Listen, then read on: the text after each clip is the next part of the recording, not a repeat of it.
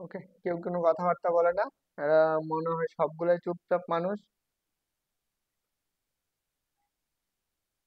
দেখো, আমরা কি এখানে আগে জিনিসটা হচ্ছে কি, তাহলে উষ্ণতা বা তাপমাত্রা পরিমাপের যে বা তাপমাত্রা নির্ণয়ের যে যন্ত্র, তার সেই যন্ত্রটার নাম কি?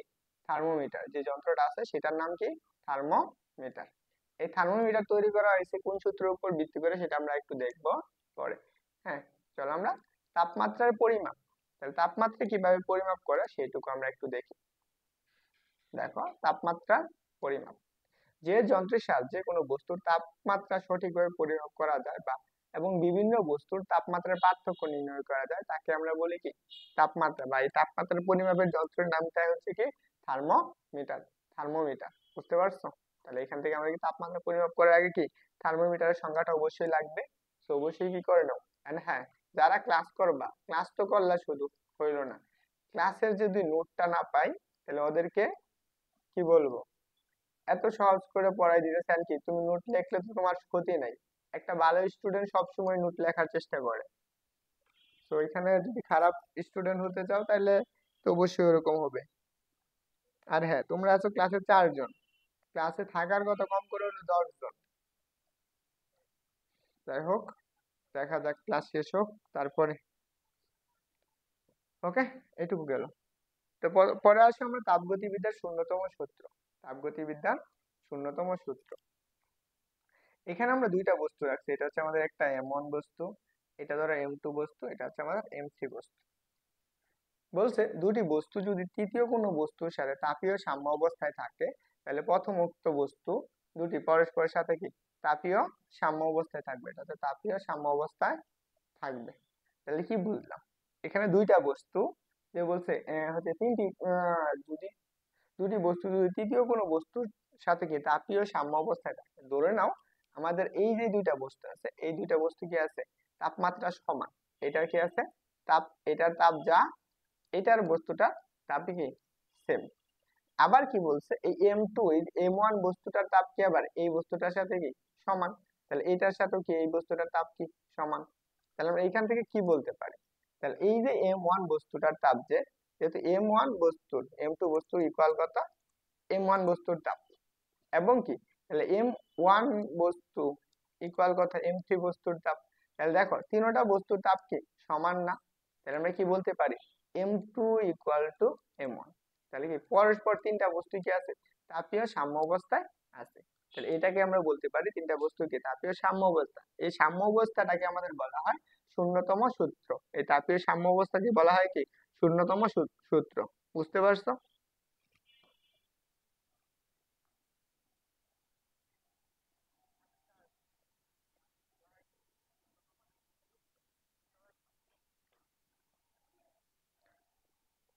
এই যে লেখো, তাড়াতাড়ি লেখো।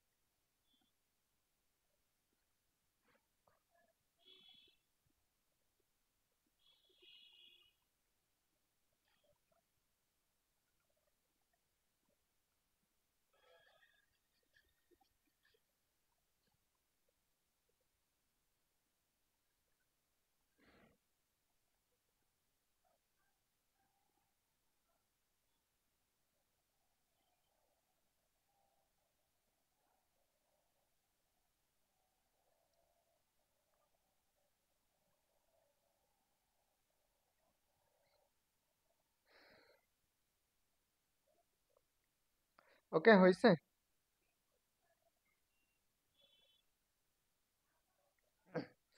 দেখো, তাহলে তাপীয় সাম্য অবস্থা বা তাপগতিবিদ্যার শূন্যতম সূত্র। ওয়ালাইকুম আসসালাম। হ্যাঁ, সবাই ক্লাসে থাকবেন, সবাই শেষ পর্যন্ত থাকবা। যদি কেউ গেছো তাদের তার ধরে গুলি করে উড়াই দিব।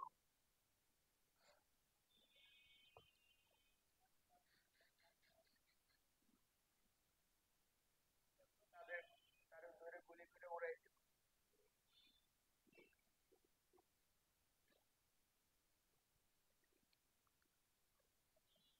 হয়েছে? এখন চলো দেখো, এই তাপগতিবিদ্যার শূন্যতম সূত্রটা একজন বিজ্ঞানী, সে হচ্ছে আর এস আর এস ফাউলার, বুঝছো? আর এস ফাউলার এই সূত্রটিকে তাপগতিবিদ্যার শূন্যতম সূত্র বলে।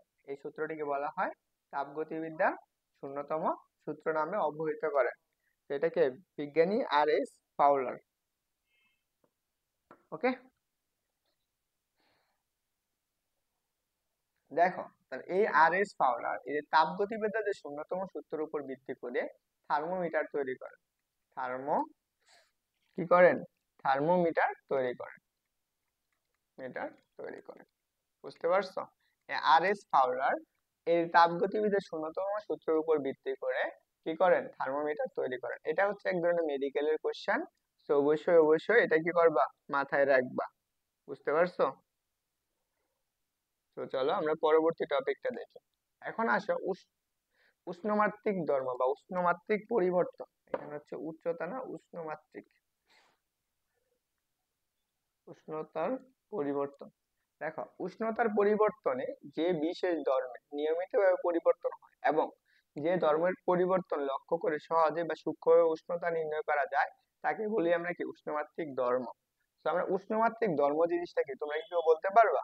বলো তো, যে উষ্ণমাত্রিক ধর্মটা কি? সবাই একটু দ্রুত লেখবা।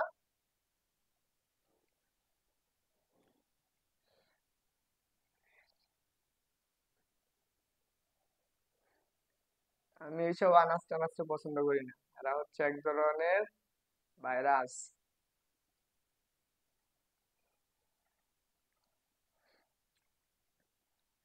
আর ভাই আনাসে আনাসে তো আমি কখনো ই করি না। আমার কাছে হচ্ছে, আমি ভক্ত হইতে পারি গিয়া হচ্ছে কাদের, যে উদ্বাসের কিছু ভাই আছে, রাতুল ভাই, হচ্ছে অপূর্ব ভাই, যদিও অপূর্ব ভাই হচ্ছে, তারপরে কে কে আছে? আমি ম্যাথের ক্লাস কার কারটা দেখি, ম্যাথ ক্লাস দেখছিলাম কারটা, ম্যাথ ক্লাস কারটা দেখি নেই, উজ্জ্বল ভাইয়ের ক্লাস দেখছিলাম।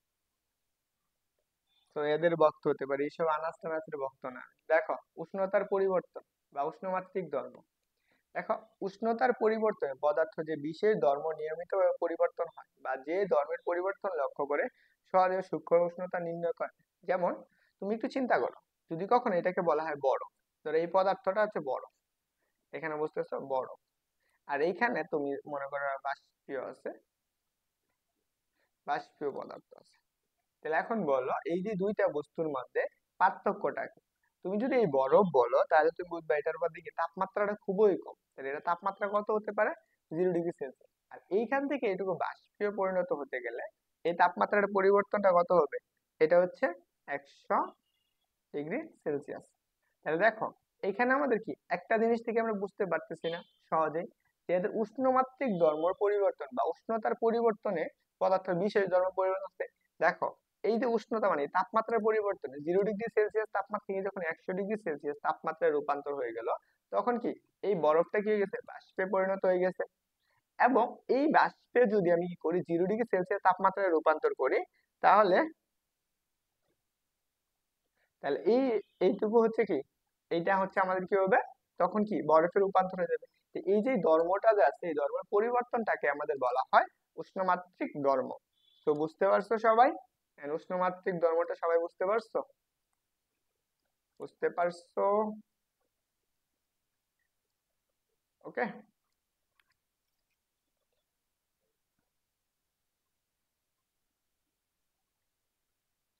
আমি অপর ভাইয়ের ক্লাস দেখিনি।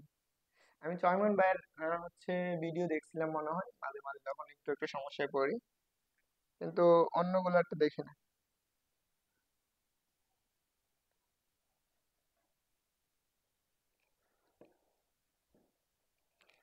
সবার হয়েছে? একটু দ্রুত বলো, সবার হয়েছে কিনা।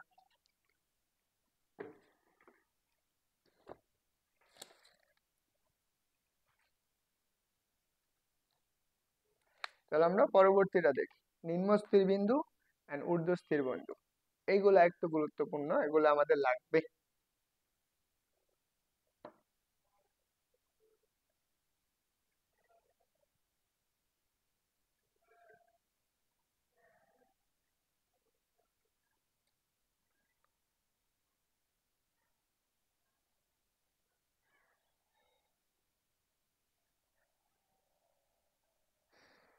ওকে, দেখো এটা আমরা পড়ব। এখন আমরা নিম্নস্থির বিন্দু পড়ব। তো নিম্নস্থির বিন্দুটাকে, যে তাপমাত্রা বা প্রমাণ চাপে বিশুদ্ধ বরফ পানির সাথে সাম্যাবস্থায় থাকতে পারে, বা যে তাপমাত্রায় বিশুদ্ধ বরফ গলতে শুরু করে তাকে বলে কি নিম্নস্থির বিন্দু বা বরফ বিন্দু বলে। নিম্নস্থির বিন্দু বা বরফ বিন্দু বলে। দেখো, আমরা একটু চিন্তা করতে পারো, ধর আমরা বরফ কত ডিগ্রি, এটা হচ্ছে আমার একটা বরফ হতে পারে, এটা হচ্ছে একটা বরফ। এই যে বরফটা কত ডিগ্রি সেলসিয়াস তাপমাত্রা হতে পারে, 0 ডিগ্রি সেলসিয়াস। তো এই 0 ডিগ্রি থেকে আবার কি করতে পারে, 0 ডিগ্রি সেলসিয়াস তাপমাত্রা পানিতে রূপান্তর হতে পারে না। তো এই যে তাপমাত্রাটাকে আমাদের বলা হবে যে এই বিন্দুটাকে বলা হয় মানে নিম্নস্থির বিন্দু বা বরফ বিন্দু। তাহলে আমাদের অবশ্যই মনে রাখা লাগবে, বরফ বিন্দুকে বলা হয় আমাদের আইস বা থিটা আইস, চিন্তা করতে পারি এই থিটা আইস বা হচ্ছে কি বরফ। এবং এই থিটা আইস এর মাঝখানে একটা ধর্ম থাকবে, সেই ধর্মটা কত, থিটা। এটার উষ্ণমাত্রিক ধর্ম আছে না, সেই ধর্মটা কত, এক্স আইস। এটা অবশ্যই মাথায় রাখবা, এগুলো আমাদের সামনে লাগবে, অবশ্যই অবশ্যই গুরুত্বপূর্ণ। তারপরে আসে আমাদের ঊর্ধ্বস্থির বিন্দু বা হচ্ছে কি ঊর্ধ্বস্থির বিন্দু বা হচ্ছে কি স্টিম বিন্দু। এটাকে আমরা বলি ঊর্ধ্বস্থির বিন্দু বা স্টিম বিন্দু বলতে পারি, এটা বলতে পারি আমরা স্টিম পয়েন্ট। স্টিম পয়েন্ট বা হচ্ছে কি ঊর্ধ্বস্থির বিন্দু।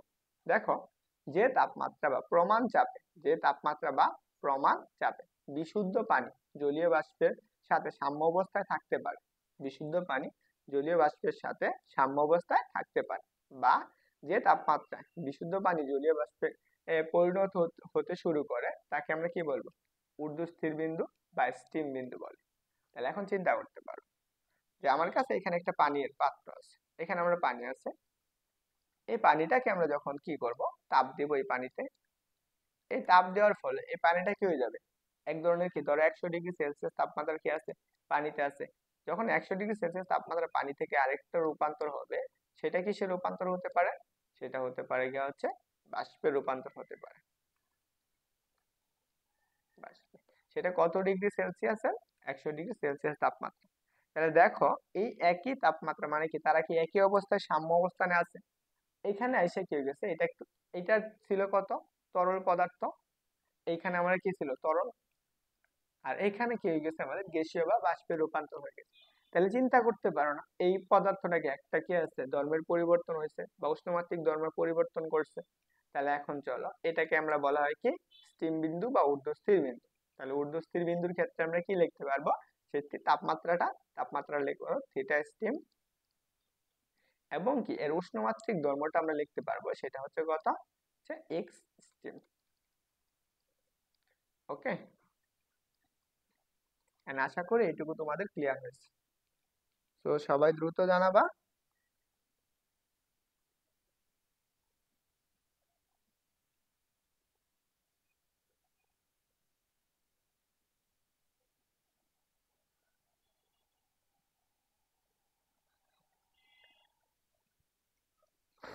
উষ্ণমাত্রিক ধর্ম হচ্ছে, ধরো আমরা কি বললাম, এই যে আমাদের 0 ডিগ্রি সেলসিয়াস তাপমাত্রা কি থাকতে পারে, বরফ থাকে, বরফ থাকে। এই যে তাপমাত্রার জন্য বরফের একটা কি আছে, পানির একটা রূপ আছে, সেই রূপটা কি বরফ। আবার যখন 100 ডিগ্রি সেলসিয়াস তাপমাত্রা হয়ে যায়, তখন কি হয়ে যায়, বাষ্পে রূপান্তর হয়ে যায়, বাষ্পে। তাহলে এখন দেখো, এইখানে যখন বাষ্পে রূপান্তর হয়, তাহলে এইটাও কি একটা ধর্ম না, এটা হচ্ছে এক ধরনের ধর্ম। তো এই যে ধর্মটাই যে আমাদের বলে, এটাকে বলে আমাদেরকে এক একটা অবস্থার জন্য এক এক ধরনের। তো এই ধরনের অবস্থাকে বলা হয় কি উষ্ণমাত্রিক ধর্ম, পদার্থের উষ্ণমাত্রিক ধর্ম। এখন আসো, আমরা দুইটা স্থির বিন্দু ব্যবহার করে একটা স্কেল নির্ধারণ করব। তো এটার প্রমাণ দেখাই দিব নাকি জাস্ট সূত্রগুলো একদম লেখা দেব, কোনটা বলবা, বলো তো কোনটা করব।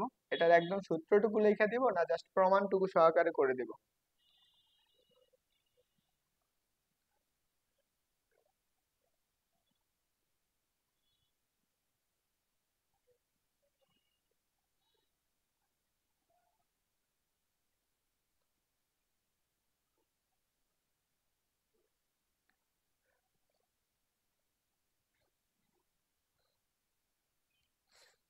ওকে,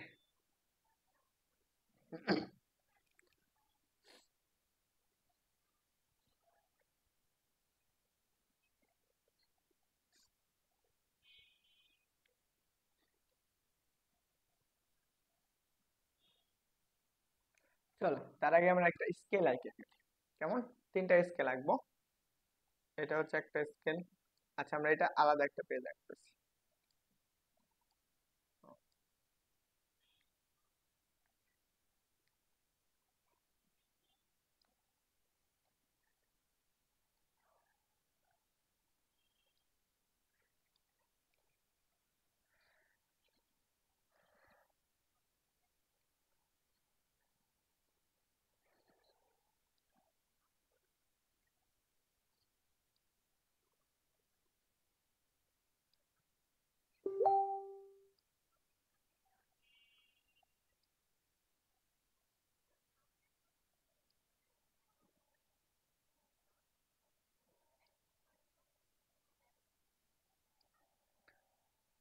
দেখো আমার কাছে এই যে তিনটা স্কেল দিলাম, এই তিনটা স্কেল আমরা একটু এঁকে ফেলতেছি।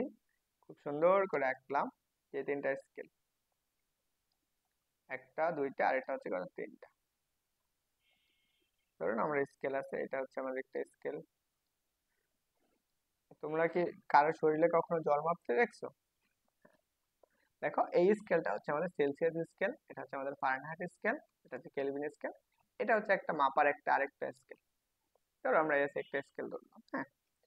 এই স্কেলে এই যে এই দিকে যে বিন্দুটা আছে, এখান থেকে আমরা একটু ই করে নিচ্ছি, মার্ক করে নিচ্ছি। এই বরাবর যে,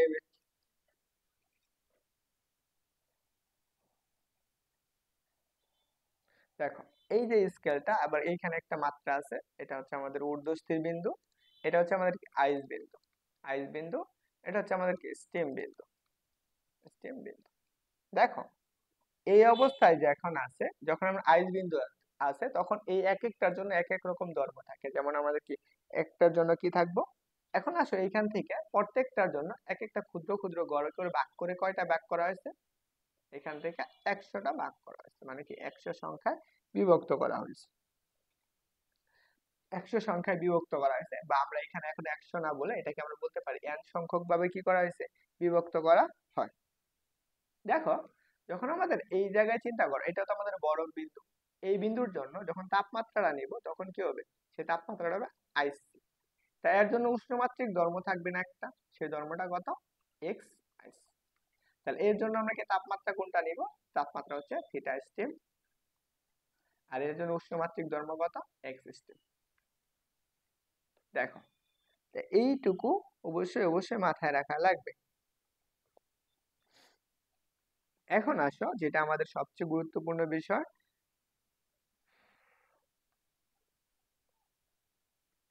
একটা পদার্থ যে উষ্ণমাত্রিক যে ধর্মের পরিবর্তন, এখান থেকে যে আমরা উষ্ণমাত্রিক যে ধর্মের যে পরিবর্তন, তা ওই যে পদার্থের কি ওই পরিমাণ বা সংখ্যার কি সমানুপাতিক। তাহলে এখান থেকে কতটুকু সংখ্যা পরিবর্তন হয়েছে সেটা আমার দেখা লাগবে। ধরে নাও আমাদের এক্স সাইজ এবং কি এক্স স্টিম, তাহলে আমরা কি পাইতেছি, x steam minus x size professional কত, প্রফেশনাল হচ্ছে এন। এটার কি এর পরিবর্তনের সংখ্যার সমানুপাতিক। তাহলে এখানে সমানুপাতিক তোলার জন্য আমরা একটা ধ্রুবক ব্যবহার করব, সেটা হচ্ছে এক্স স্টেম মাইনাস এর কত, এক্স সাইজ ইকুয়াল হচ্ছে কত, কে এন। এটা আমাদের সাধারণভাবে গেল যে আমরা এতটুকু পরিবর্তন হইতেছে, কত ডিগ্রি পরিবর্তন হয়েছে, এন সংখ্যক ভাগে পরিবর্তন হয়েছে। এখন চিন্তা করো এই পদার্থটাকে আমরা কি করব, এক্স মানে থিটা পরিমাণ পরিবর্তন করব। এইখান থেকে আমাদের তাপমাত্রাটা কতটুকু পরিবর্তন করতেছে, যে থিটা পরিমাণ পরিবর্তন করা হইতেছে, এখান থেকে থিটা পরিমাণ পরিবর্তন করা হয়। তা এই অবস্থায় আমাদের কি প্রত্যেকটার জন্য একটা কি উষ্ণমাত্রিক ধর্ম থাকবে না, সেই ধর্মটা কত, এক্স এক্স থিটা, এইটার ধর্ম এক্স থিটা। তাহলে কোথা থেকে পরিবর্তন হইতেছে, এই জিরো থেকে। পরিবর্তনের ক্ষেত্রে কি লিখতে পারি, জাস্ট আমরা কি এক্স থিটা মাইনাসের কত, এক্স আইস প্রফেশনাল কার কি পরিবর্তন হয়েছে, থিটা সমান, তাহলে আমরা কি লিখবো, জাস্ট থিটা। তাহলে এর জন্য একটা ধ্রুবক দেওয়া লাগবে, এক্স থিটা মাইনাসের এক্স আইস ইকুয়াল কত, ইকুয়াল হচ্ছে কে থিটা।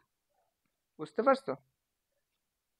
এখন আসো আমরা যদি এটাকে ভাগ করে দিই, এটাকে আমরা 1 নং সমীকরণ ধরতে পারতাম, এটা হচ্ছে আমাদের কি 2 নং সমীকরণ। তাহলে 1 নং ভাগ হতে আমরা কি, সরি 2 নং ভাগ 1 নং করে দিই, তাহলে আমরা কি লিখতে পারবো, হচ্ছে কি কে থিটা ডিভাইডেড বাই কত, হচ্ছে কে এন ইকুয়াল কত, ইকুয়াল হচ্ছে যে আমার কি থিটা সরি এক্স থিটা মাইনাসের কত এক্স আই ডিভাইডেড বাই হচ্ছে কত, আমরা এখানে লিখতে পারবো কত, জাস্ট কি এক্স স্টিম মাইনাসের কত এক্স আই এইটুকু আমরা লিখতে পারি। এখান থেকে দেখো কে আর কে কাটা যাচ্ছে, তাহলে আমরা এখানে কি পাবো, থিটা ইকুয়াল টু আমরা লিখতে পারি জাস্ট কি এক্স স্টিম মাইনাসের কত x i divided by x steam মাইনাসের কত এক্স আই ইন্টু এন। এই এনটা মানেটা কি, এর মানে হচ্ছে এইখান থেকে এখানে কত সংখ্যক পরিবর্তন হয়েছে, এই রেখা থেকে এই বিন্দু পর্যন্ত স্টিম বিন্দু পর্যন্ত কতটুকু পরিবর্তন হয়েছে, এটুকু অবশ্যই মাথায় রাখবা। তো এখন তো আমাদের এইটুকু গেল। এখন যদি আমি সেলসিয়াস এবং ফারেনহাইট স্কেল গুলো চিন্তা করি, প্রত্যেকটা স্কেলের জন্য আমরা সেলসিয়াস স্কেলের ক্ষেত্রে স্টিম বিন্দুটা কত, সেলসিয়াস স্কেলের ক্ষেত্রে স্টিম বিন্দু হচ্ছে 0 ডিগ্রি, আইস বিন্দু হচ্ছে 0 ডিগ্রি, এবং স্টিম বিন্দু কত 100 ডিগ্রি সেলসিয়াস। ফারেনহাইটের জন্য কত, ফারেনহাইটের জন্য 212, এই কত 32 ডিগ্রি ফারেনহাইট, এন্ড কি কেলভিনের জন্য কত 273, আর সর্বোচ্চ বিন্দু কত, সর্বোচ্চ হচ্ছে কত আমরা জানি সেটা হচ্ছে কত 373। তাহলে দেখো প্রত্যেকটার জন্য আমাদের পার্থক্য আছে না, এইটুকু আমরা চিন্তা করি, প্রত্যেকটা স্কেলকে আমরা চিন্তা করতে পারি। এখন এইখান থেকে সেলসিয়াসের জন্য গেছে কত, সেলসিয়াসের জন্য হচ্ছে হলো আমাদের সি, ফারেনহাইটের বিন্দু হচ্ছে কত এফ, আর কেলভিনের বিন্দু ধরো আমাদের কে। তাহলে এই থিটার জায়গায় কি পরিবর্তন হবে, কে পরিবর্তন হবে। তাহলে আমরা প্রথমে নেব Celsius scale, Celsius Celsius Celsius অর্থাৎ কি সি। তাহলে দেখো আমরা সি ইকুয়াল টু কি লিখতে পারবো, এদের ধর্মের জন্য সেটা কি আমাদের এক্স থিটা মাইনাসের কত x i divided by x theta লিখবো বলে এখানে এক্স সি লিখবো, আচ্ছা এক্স থিটাই লিখলাম। এখানে দেখো এক্স স্টিম মাইনাসের কত এক্স আই ইন্টু দেখো তো এটার পার্থক্যটা কত, এখান থেকে এটুকুর পার্থক্যটা কত, এখান থেকে এটুকুর পার্থক্য হচ্ছে কত 100 ডিগ্রি সেলসিয়াস। তাহলে আমরা এখানে লিখতে পারি কত 100 ডিগ্রি, 100 ডিগ্রি সেলসিয়াস। সেম ভাবে আচ্ছা এইটুকু তোমরা বুঝছো কিনা একটু বলো তো, আমি একটু তোমাদের প্রশ্ন করতে ভুলে গেছি।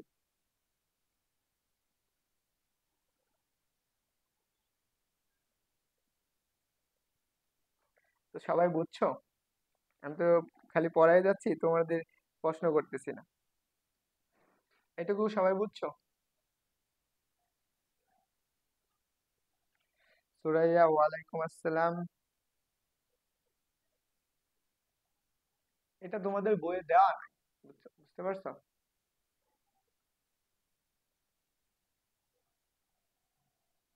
সবার কি তোলা হয়েছে?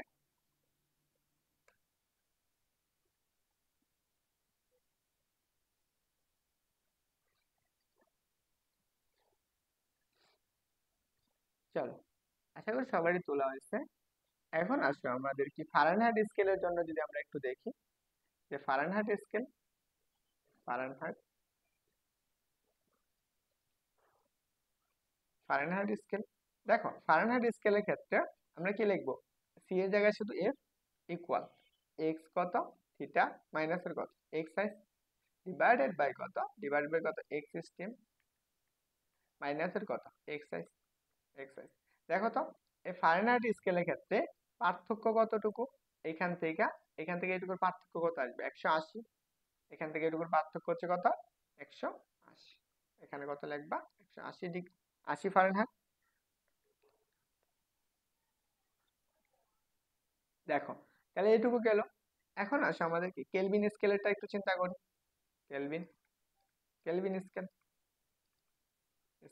দেখো কেলভিন স্কেলে এখন এফ এর জায়গায় কি বসাবা, জাস্ট কে বসাবা, দেখো এক্স থিটা মাইনাসের কত এক্স আই ডিভাইডেড বাই কত এক্স স্টিম স্টিম মাইনাসের কত এক্স আই ইন্টু কত, এইখান থেকে দেখো তো পার্থক্য কত 273 থেকে 373, পার্থক্য কত 100 না, তাহলে এখানে লিখে দাও 100। ওকে, তাহলে দেখো আমরা তিনটাই সম্পর্ক পাওয়া গেল। তাহলে আমরা যদি প্রত্যেকটা একটু ডিফারেন্ট ভাবে একটু লেখার চেষ্টা করি, তাহলে আমরা এখানে কি লিখতে পারি সি বাই 100 ইকুয়াল কত, এখানে যা ছিল তাই থাকবে, এটা এইটুকু লিখে নিও এক্স থিটা মাইনাসের কত এক্স আই ডিভাইডেড বাই কত এক্স স্টিম মাইনাসের কত x I. Okay,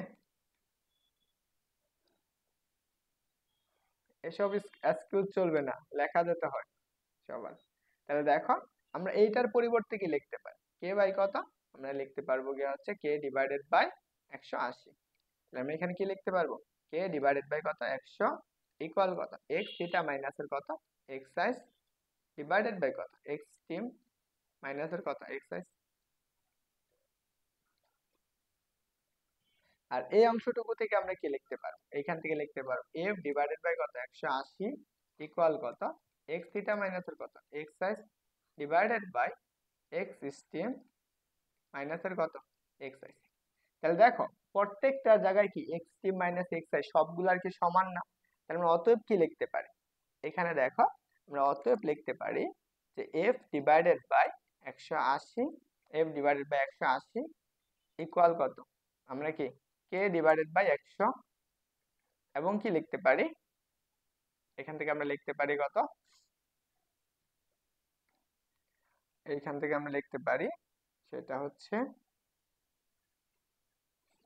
C C divided by কত 100। এখন কথা হলো এইটুকু আসছে ইকুয়াল কত লিখতে পারি এক্স স্টিম মাইনাসের কত এক্স সাইজ এবং কি এক্স স্টিম মাইনাসের কত ডিভাইডেড বাই কত এক্স সাইজ। এখন এই জায়গায় দেখো চিন্তা করো, আমরা এখানে কি থিটার জায়গায় তো এস সি বসাইলাম, এক্স এর জায়গায় অন্য কিছু আসবে না, সেই মানটা কত আসবে। এখন দেখো তো এখান থেকে এটুকুর পার্থক্য কত নিছিল, এই অংশটুকু থেকে এটুকুর পার্থক্য নিছিল দেখো তো, এই জিরো থেকে অর্থাৎ কি জিরো থেকে এটুকুর পার্থক্য ছিল সি, এখান থেকে 32 থেকে মাইনাসের এফ না, তাহলে আমি এখানে কি বসাবো, এফ এর জায়গায় বসাবো এফ মাইনাসের কত 32 ডিভাইডেড বাই কত 180 আর কে এর জায়গায় কত বসাবো হচ্ছে কত 200 কে মাইনাসের কত 273 ডিভাইডেড বাই কত 100 আর সি এর জায়গায় কত বসাবো, তো এখানে সি হবে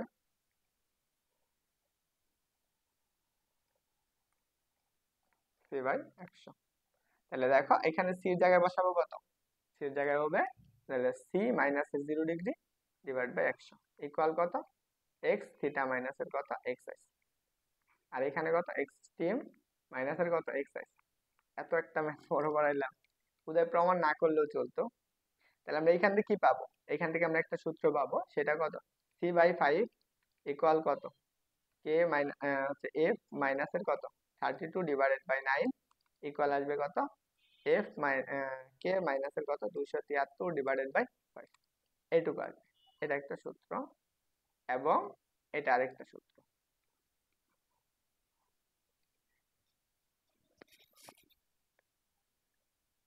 কারেন্ট থাক আর না থাক আজকের ক্লাসে সবার জন্য নোট থাকে, তো কেউ বলবে না যে কারেন্ট নাই ই নাই, ওগুলারই নাই, কারেন্ট নাই স্ক্রিনশট নিয়ে রাখবা, স্ক্রিনশট নিয়ে ক্লাস নোট কইরা দিয়া তারপরে দেবা। ওকে, আশা করি সবাই এ পর্যন্ত সবারই ক্লিয়ার হয়েছে। সেলসিয়াস ফারেনহাইট কেলভিন সবগুলাই পড়াই দিলাম, সবাই এখন বাসায় বসে বসে ই করে পড়ে নিও। দেখো এই কোশ্চেনটা একটু বলো যে থার্মোমিটারের মূলনীতির উপর ভিত্তি করে কোনটি সত্য। কোশ্চেনটা আসছে কোথায়, চট্টগ্রাম বোর্ড 2022 সালে।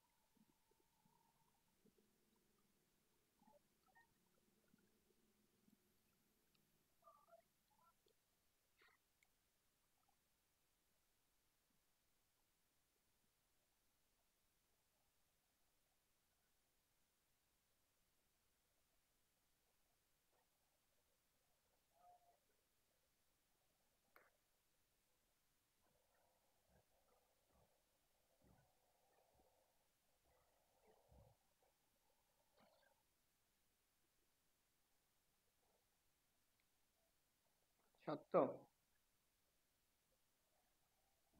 নয় রে।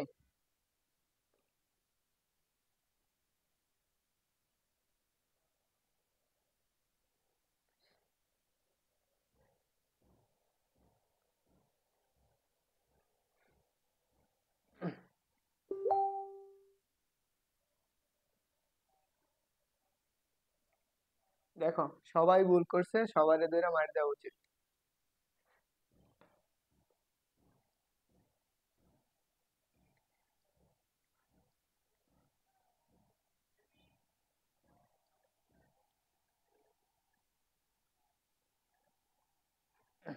এই দেখো, এটা দেখো, এটুকু বুঝো।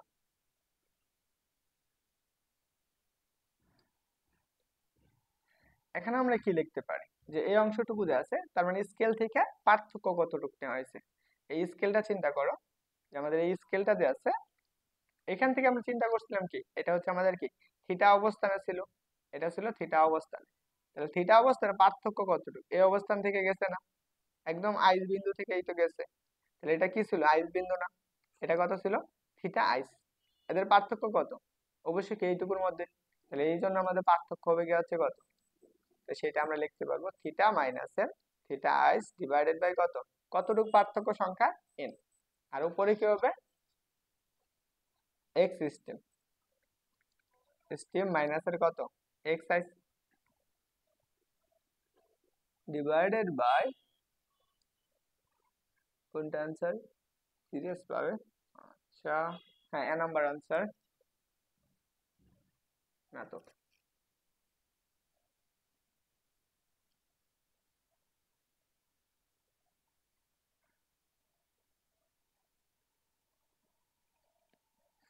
এটা হচ্ছে,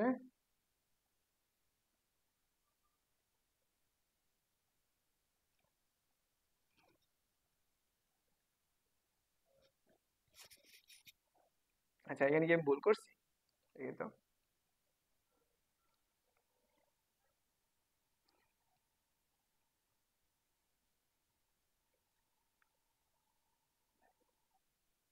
আচ্ছা আনসার হচ্ছে এ নাম্বার, হ্যাঁ সরি তোমাদেরকে ভুল বলার জন্য। আনসার হচ্ছে, দাঁড়াও একটু জিনিস দেখে নেই।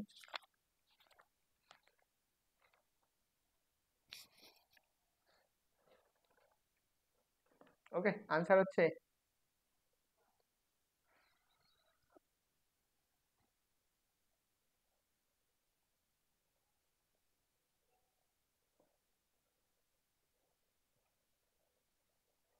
সরি আনসার এ হবে না, আনসার হচ্ছে বি নাম্বার। ওকে, সবাই একটু কষ্ট করে এটা একটু তুলে নাও, এটা এ হবে না, আনসার হবে বি নাম্বার। তাহলে দেখো, থিটা মাইনাস থিটা আইস, এটা হচ্ছে কি থিটা মাইনাস থিটা আইস এন ইকুয়াল টু, আমরা কি লিখতে পারি, এখানে হচ্ছে আমাদের যেটা আসবে সেটা হচ্ছে কত, এক্স থিটা মাইনাসের কত, এক্স আইস ডিভাইডেড বাই এক্স স্টিম মাইনাসের কত, এক্স আইস। এইটা আমরা এটা পড়ছি, এইটুকু হচ্ছে সূত্র, মেন সূত্র হচ্ছে এটা। বুঝছো সবাই?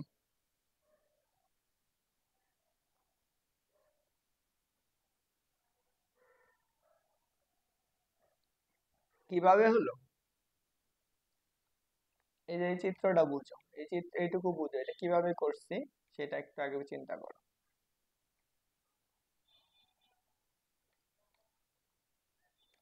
দেখো এই জায়গা থেকে আমাদের পার্থক্য কতটুকু নেওয়া হয়েছে, এই জায়গায় এন মানে কত, এন মানে হচ্ছে এই রেখা থেকে এই বিন্দু থেকে এইটুকুর দূরত্ব, মানে এইটুকুর পার্থক্য। এবং এই থিটা টুকু কত, থিটা মানে পার্থক্য হচ্ছে এই অংশটুকু থেকে, আইস বিন্দু থেকে, এই আইস বিন্দু থেকে এই থিটা টুকুর পার্থক্য, তাই তো, এই অংশটুকুর পার্থক্য। এই জন্য থিটার জায়গায় কি লিখছি, আমার পার্থক্য কত আসতেছে, দেখো থিটা মাইনাসের কত, থিটা আইস, এই জন্য আমরা এটা লিখছি। আর এন এর জায়গায় তুমি লিখতে পারতা জিরো মাইনাসের কত, একশো, সরি একশো মাইনাসের কত, জিরো, একশো মাইনাসের জিরো যদি সেলসিয়াসের ক্ষেত্রে হইতো। এটা অবশ্যই মাথায় রাখো। তো এই জন্য আনসার হচ্ছে বি নাম্বার। ওকে সবার,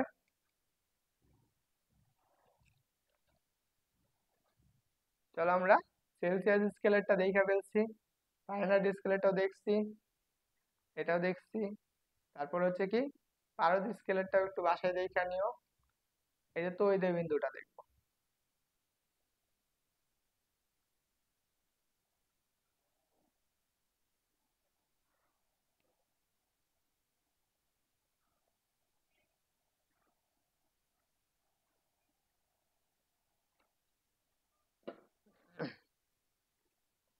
দেখো, তৈল বিন্দু বা একটা নির্দিষ্ট বিন্দুর তাপমাত্রার জন্য আমরা কি কি করতে পারি। দেখো, একটা নির্দিষ্ট চাপে কি বলবো, একটা নির্দিষ্ট চাপে যে তাপমাত্রায় কোনো পদার্থ কঠিন, তরল, বায়বীয় রূপে সাম্য অবস্থায় থাকে তাদেরকে আমরা কি বলবো, তড়িৎ বিন্দু বলবো। বুঝতে পারছো? একই বিন্দু বা যে তাপমাত্রায় সবগুলা কি থাকে, একই অবস্থায় থাকে, তাকে আমরা বলবো কি, তড়িৎ বিন্দু বলবো। বুঝছো? এটা একটু লিখে নাও, সংজ্ঞা আসতে পারে, ক নাম্বার কোশ্চেন আসতে পারে, এবং কি এমসিকিউ আসতে পারে।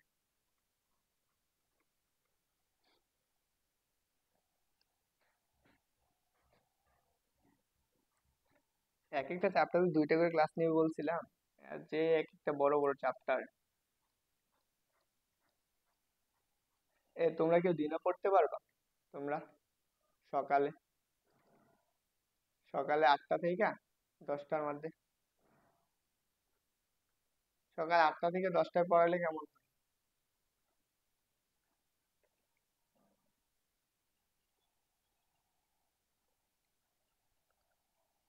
সবারই তোলা হয়েছে।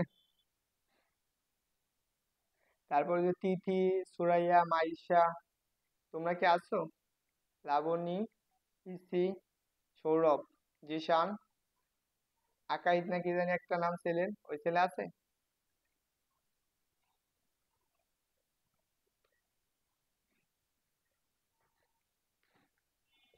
ওকে, চলো আমরা পরবর্তীটা দেখি। পানির তড়িৎ বিন্দুর তাপমাত্রা, তো এটা গুরুত্বপূর্ণ।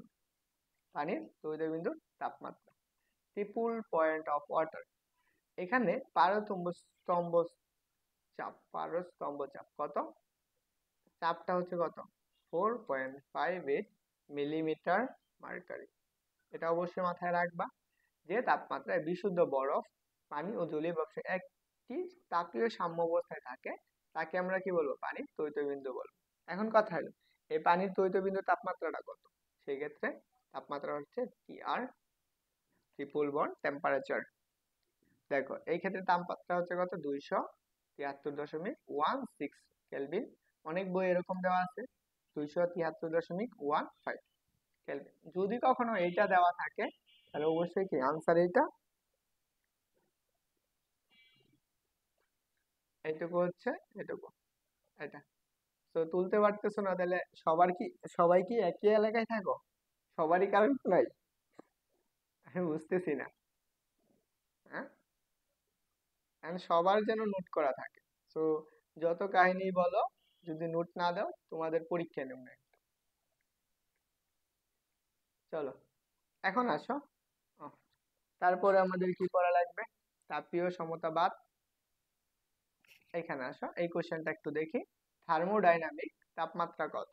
এত ডিগ্রি এর সমতুল্য থার্মোডাইনামিক তাপমাত্রা কত? তোমরা কি সবাই কি একই গ্রামের? আমি এটা চিন্তা করতেছি যে তোমাদের সবারই এই নাই কারেন্ট, কি জানি কারেন্ট নাই, নাকি সবাই প্ল্যান করে রাখছো যে ভাইয়া বলবো যে ভাইয়া কারেন্ট নাই তাই এই হবে।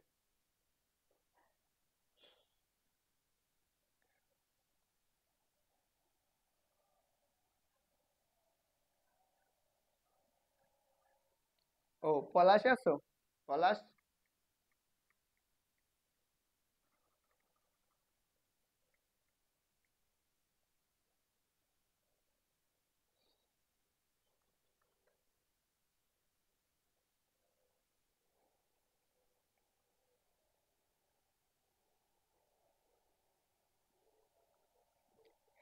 লাখ মিলেছে না। আচ্ছা, এটা বলো যে থার্মোডাইনামিক, এখানে একটা প্রশ্ন আসতে পারে, থার্মোডাইনামিকটা কি? ভাইয়া এটা তো আপনি পড়ান নাই। এই থার্মোডাইনামিক মানে হচ্ছে কেলভিন তাপমাত্রা। কি? কেলভিন, কেলভিন তাপমাত্রা,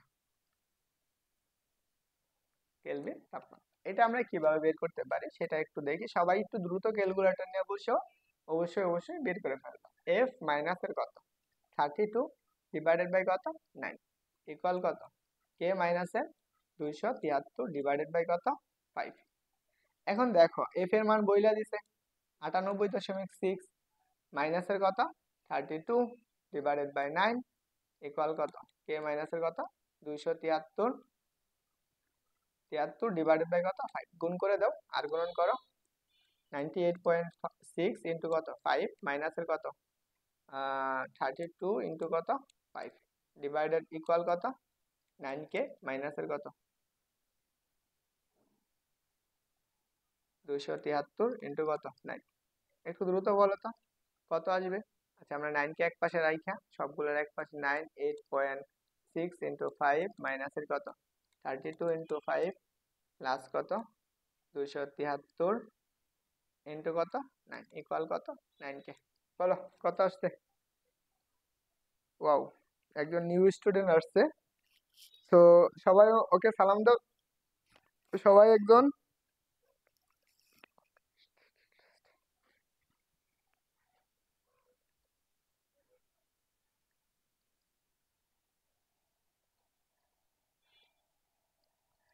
ওকে। ওয়ালাইকুম আসসালাম ফারাহা।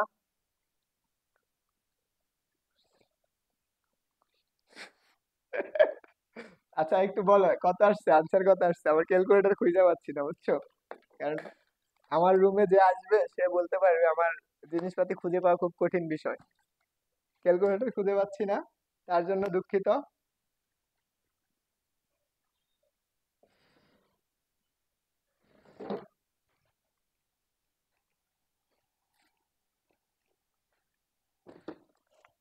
সবাই দ্রুত দ্রুত আনসার করিও, নাহলে আনসার তো থাকবে। পাইছি, ক্যালকুলেটর পাইছি। ওকে, বুঝছো। দেখি কে কি আনসার করছো। আচ্ছা এখান থেকে কে এর মানটা বের করে নিও, 9 দ্বারা ভাগ করে দিও, তাহলে কে এর মানটা পাওয়া যাবে। 9 দ্বারা ভাগ করে দিয়া কে এর মানটা পাওয়া যাবে, এটা বলো। আচ্ছা এটা একটু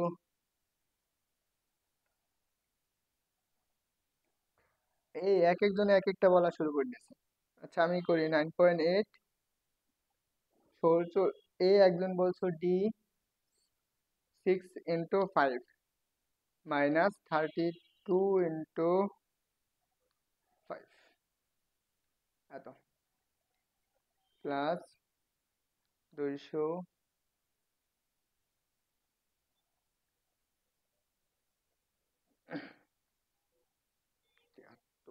ইন্টু।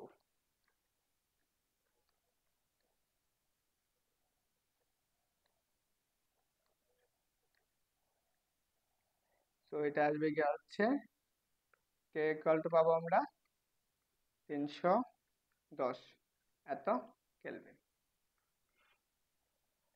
আনসার হচ্ছে এ নাম্বার। এটা বলো। হ্যাঁ, সৌরভ জিশান সবাই বলছো। হ্যাঁ সবার খাতায় কি করবা, সলভ করবা, দ্রুত বলো। এত ডিগ্রি সেলসিয়াস তাপমাত্রায় ফারেনহাইট স্কেলে মান কত।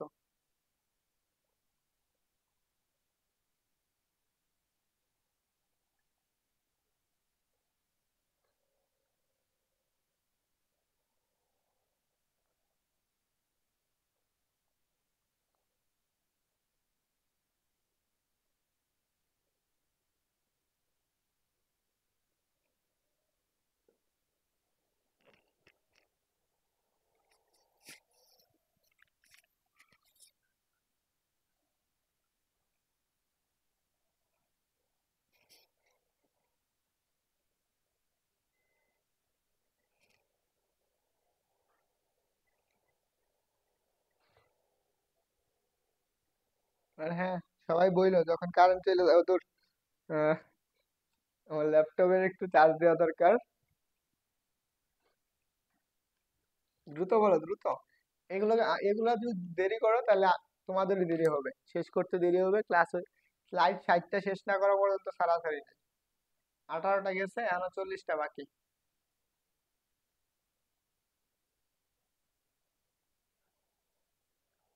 তোমাদের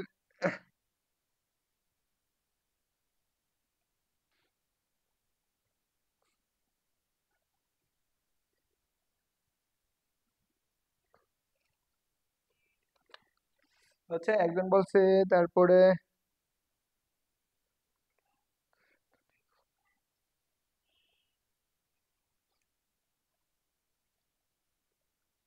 দেখো তাহলে আমরা এখান থেকে কি পাবো। এটা আমরা সূত্র পড়ছি যে এফ মাইনাসের কত 32 ডিভাইডেড বাই 9 আর কত সি ডিভাইডেড বাই 5। আমাদের কি সির মান দিয়ে দিছে, বের করে ফেলো। এফ মাইনাসে 2, আর এখানে কত 5 ইন্টু ইন ডিভাইডেড বাই কত 5, কাটাকাটি করো, তাহলে আমরা কত পাবো, এফ ইকুয়াল টু হচ্ছে 9 প্লাসের কত 32 ইকুয়াল কত 41 ডিগ্রি ফারেনহাইট। তাহলে আনসার হচ্ছে এ নাম্বার। দেখো এটা বলো, কেলভিন স্কেলে বরফ বিন্দু কোনটি? 1 সেকেন্ডের সময় লাগার কথা না। কেলভিন স্কেলে বরফ বিন্দু কোনটি?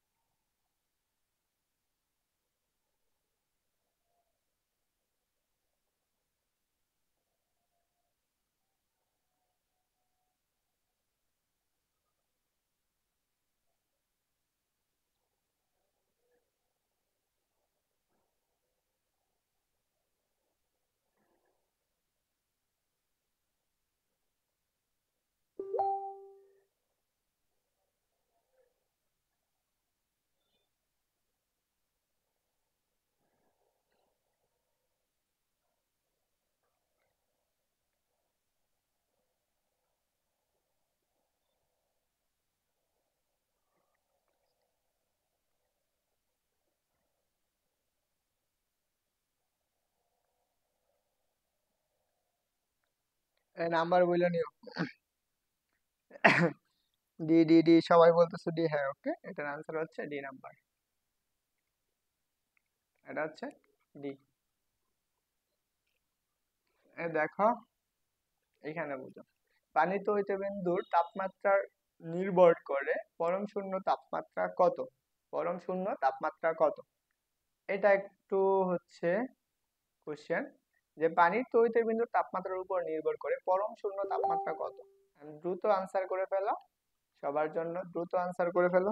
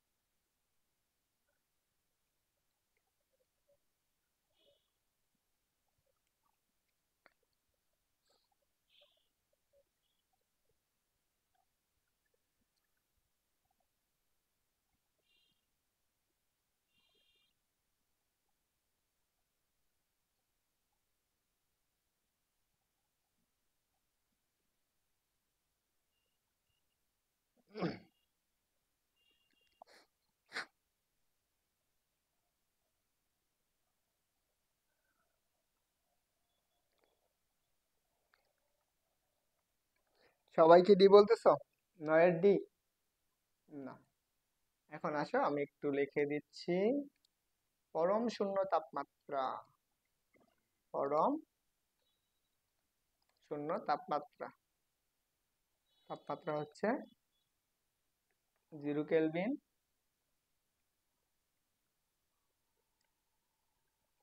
0 কেলভিন, 0 কেলভিন, বা হচ্ছে কত -273 ডিগ্রি বা 16 ডিগ্রি সেলসিয়াস। এটাকে বলা হয় আমাদের কি পরম শূন্য তাপমাত্রা।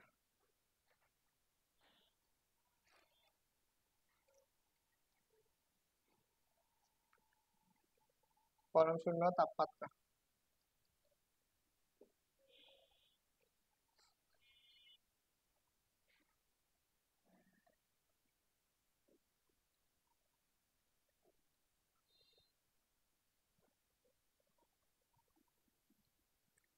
ওকে, চলো আমরা পরবর্তীটা দেখি।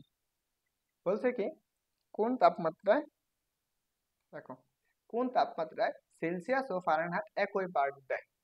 এই কোশ্চেনটা অনেক অনেক গুরুত্বপূর্ণ এবং কি এইবার মেডিকেলে আসছে, হচ্ছে কি 23 এবং কি 24 সেশনে মনে হয় মেডিকেল আসছে। দেখো,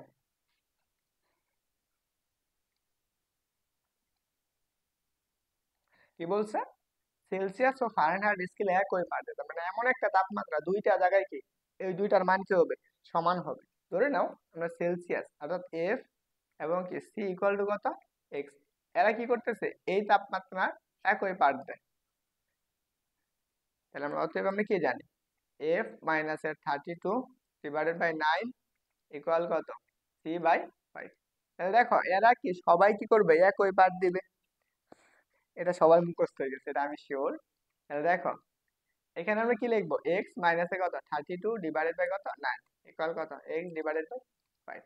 তাহলে আমরা এখানে কি লিখতে পারি, এখানে আমরা লিখতে পারি কত, গিয়ে হচ্ছে 5x মাইনাসের কত 100, 5 × 60, 160, 160 ইকুয়াল কত 9x। তাহলে ওইটাকে এই পাশে নিয়ে আসা পড়ো, তাহলে এটাকে, তাহলে কত আসবে 5x মাইনাসের 9x ইকুয়াল কত 160 মাইনাসের, তাহলে আমাদের কি লিখতে পারি, জাস্ট কি 4x ইকুয়াল টু মাইনাসের 4x, এটা হচ্ছে প্লাস হয়ে যাবে, এটা প্লাসের মাইনাসের 4x ইকুয়াল টু আমরা লিখতে পারবো 160। তাহলে আমরা এখানে কি লিখতে পারবো, x ইকুয়াল টু মাইনাসের 40 ডিগ্রি। এখন বলো এখানে কি কোনো সেলসিয়াস বা কোনো একক বসবে, কোনো একক বসবে না। তো তাহলে আনসার কোনটা হবে, অবশ্যই অবশ্যই এই যে এই আনসার। বুঝছো সবাই, সবাই তুলে নিও। এটা আসো, কোন তাপমাত্রা ফারেনহাইট ও কেলভিন একই পার্ট দেয়? এটা আমি লেখা দিচ্ছি, জাস্ট আনসার বলে দিচ্ছি, না তোমরাই বলো দেখি।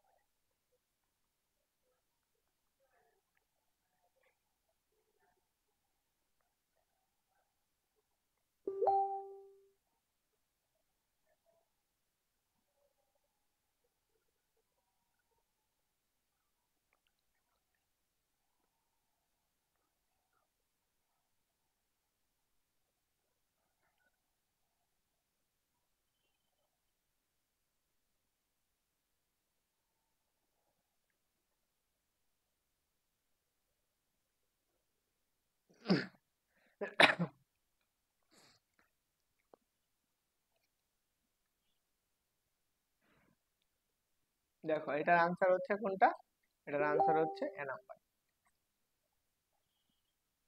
এই মেডিকেল আসছে একটু আগে করলা, এত ডিগ্রি ফারেনহাইট কি সেলসিয়াস স্কেলে এত ডিগ্রি ফারেনহাইট তাপমাত্রা কত,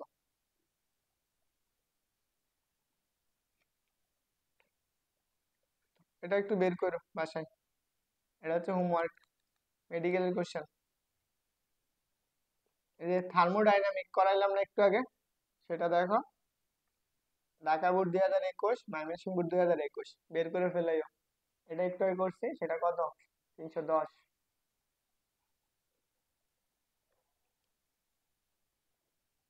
বলো এটার আনসার কি, থার্মোমিটারের ধারণা পাওয়া যায় তাপগতিবিদ্যার কোন সূত্র, এখানে আমার কোন কাইটা দিছি, কোন সূত্রের হতে, শূন্যতম, প্রথম, দ্বিতীয়, তৃতীয়। আচ্ছা, তোমরা কে কে 7 জন কে কে আছো, সবাই এখন একটা করে কমেন্ট করো, একটি করে কমেন্ট করো।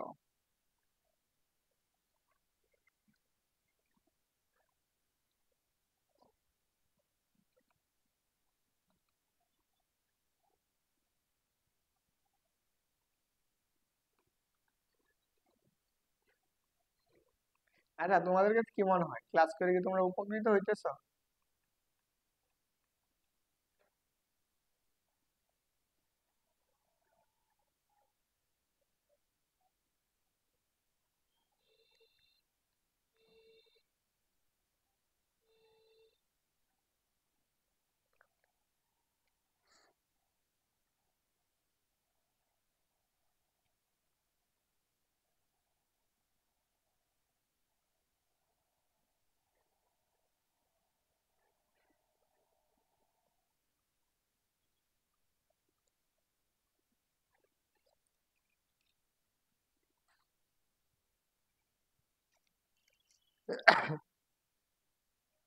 ওকে, হচ্ছে আনসার হচ্ছে এ নাম্বার।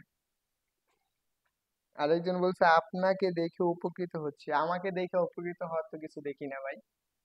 তো ক্লাস করে উপকৃত হইতেছে কিনা সেটা রিভিউ দিতে বলছি। তো ক্লাস করে তোমরা বুঝতেছো কিনা। এন্ড আশা করি আমার ক্লাস যে না বুঝবে ওই বেটা বাংলাদেশের আর কোনো টিচারের কাছে বুঝবে না। তো আমাদের প্রথম অংশটুকু শেষ। তোমাদের জন্য 5 মিনিটের একটা রেস্ট রাখলো, 5 মিনিটের একটা বিরতি।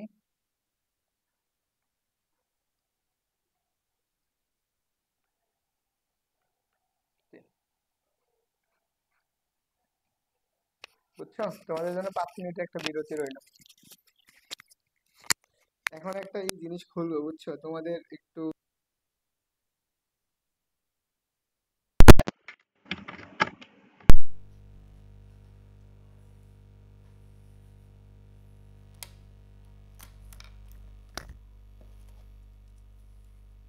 সবাইকে 5 মিনিটের জন্য একটু রেস্ট নিতে বললাম, সবাই রেস্ট নিয়ে নাও, একটু খাওয়া দাওয়া করো, পরে আবার 5 মিনিট পর আবার শুরু করবো।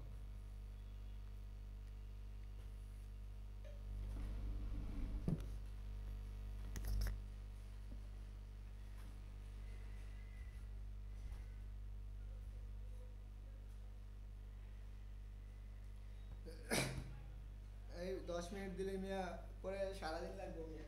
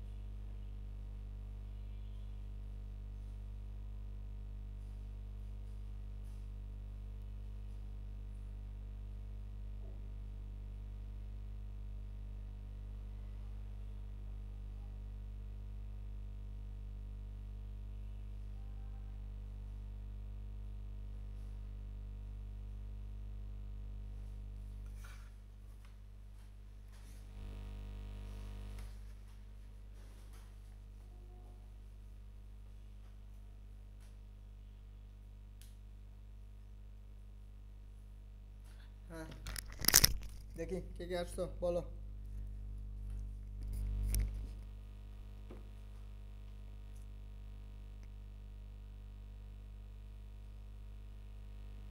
উম,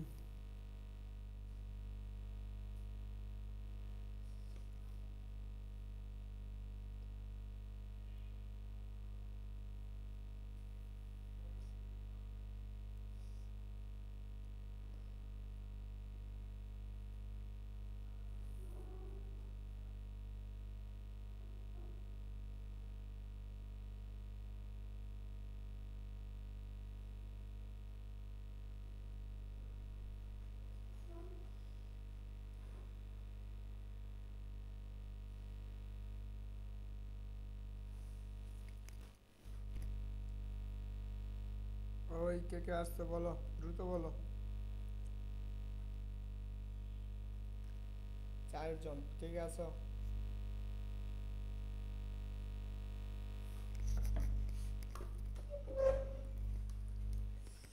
ওকে চলো, আমরা এখন নতুন টপিক দেখব। সো তাপগতীয় প্রক্রিয়া সংজ্ঞাটা খুব সুন্দর করে লেখা ফেলো। তাপগতীয় প্রক্রিয়া কি? তাপের পরিবর্তনের কারণে তাপগতীয় স্থানাঙ্কর মানের পরিবর্তন হয়, সেই পরিবর্তনকে বলা হয় কি? তাপগতীয় প্রক্রিয়া বলে। পিসি পলাশ আছে দেখো তো, দুর্জয়কেও একটু নক দাও, হ্যাঁ? আচ্ছা, ওরা একটু অ্যাড হতে পারে, আমি ওরা আমার একটু মেসেজ দিবার কর দুর্জয় রে।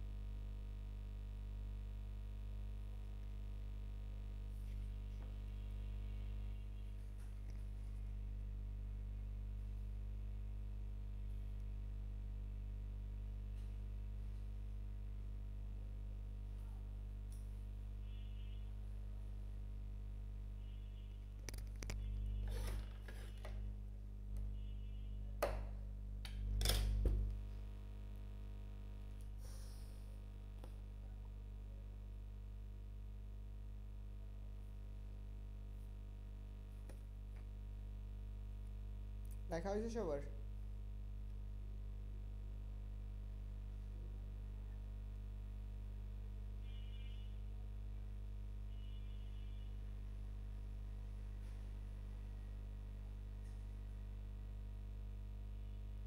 ও, সাউন্ড কম? হ্যাঁ আচ্ছা, তোমরা আসলে সাউন্ড বাড়বে, এখন সাউন্ড কমাই রাখছি বুঝছো। সবাই আসুক, তাড়াতাড়ি আসতে বলো সবাইকে। সো এখন থেকে 1 ঘন্টা, 1 ঘন্টা তোমাদের জন্য খুবই খুবই গুরুত্বপূর্ণ। অ্যান্ড হ্যাঁ, এইখান থেকে এখন যে টপিকটা পড়াবো, এই টপিক থেকে কি পাবা? সিকিউ পাবা, প্লাসের কি পাবা? এমসিকিউ পাবা। ওকে, সো 5 জন আছো।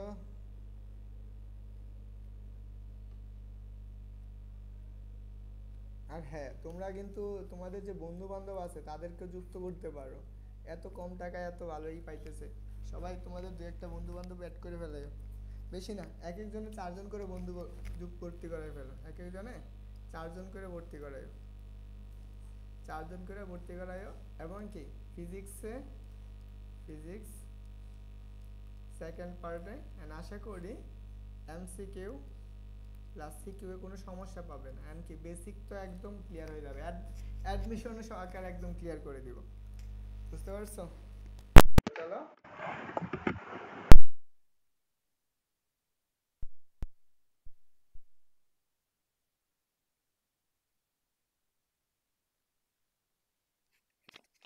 আর হ্যাঁ, সবাই যেন নোট করা হয়।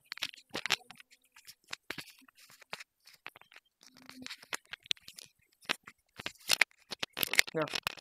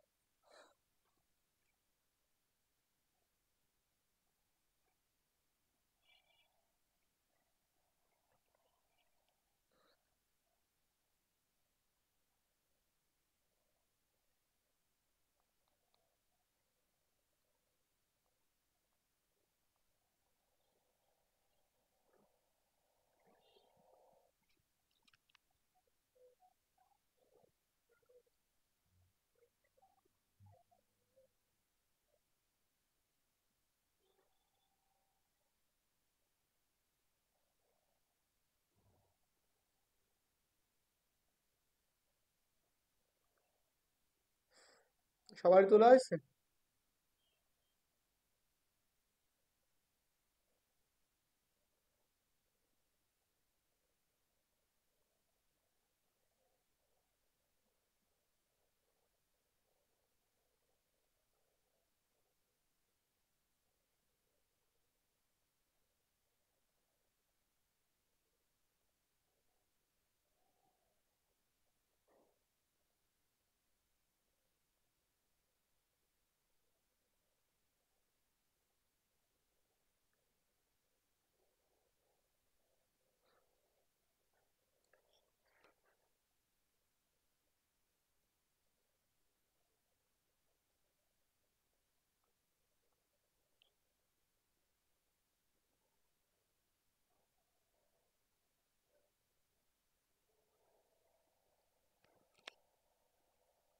ও, তুমি আরেকজন নতুন স্টুডেন্ট আছে, সবাই ওকে একটু বরণ করে নাও। হচ্ছে নিশাত চৌধুরী। সাউন্ড কম, সাউন্ড কম, সাউন্ড কম। ওকে, চলো আমরা এখানে বুঝি যে যে পরিবর্তনের কারণে তাপগতীয় স্থানাঙ্কর মানের পরিবর্তন হয় তাকে আমরা কি বলবো? তাপগতীয় প্রক্রিয়া বলবো। এখন প্রশ্ন হলো তাপগতীয় স্থানাঙ্কর মানটা কি? এইখানে আসো, তাপগতীয় স্থানাঙ্ক। এখানে তাপগতীয় স্থানাঙ্ক হচ্ছে, একটা হচ্ছে চাপ, আরেকটা হচ্ছে আয়তন, আরেকটা হচ্ছে তাপমাত্রা। তাপমাত্রা, চাপ, আয়তন, তাপমাত্রা, এই যে তিনটাকে বলা হয় আমাদের কি? তাপগতীয় স্থানাঙ্ক। বুঝতে পারছো? এই জায়গায় চাপটা হচ্ছে পি, এটা হচ্ছে আয়তন হচ্ছে বি, এবং কি তাপমাত্রা হচ্ছে টি। সবগুলার একক ই, এগুলা যাই না রাখবা। তো চলো, উন্মুক্ত সিস্টেম এখন আমাদের যেটা প্রয়োজন, উন্মুক্ত সিস্টেম। সবাই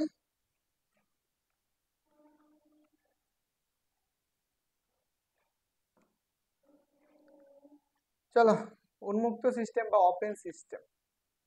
দেখো, যে সিস্টেম পরিবেশের সাথে বল ও শক্তির উভয় বিনিময় করতে পারে তাকে উন্মুক্ত সিস্টেম বলে। তো এখানে আমি এক্সাম্পল জানি না, তবে এইটুকু মনে রাখবা, যে সিস্টেমে কি করে বল এবং কি শক্তির উভয় কি করতে পারে?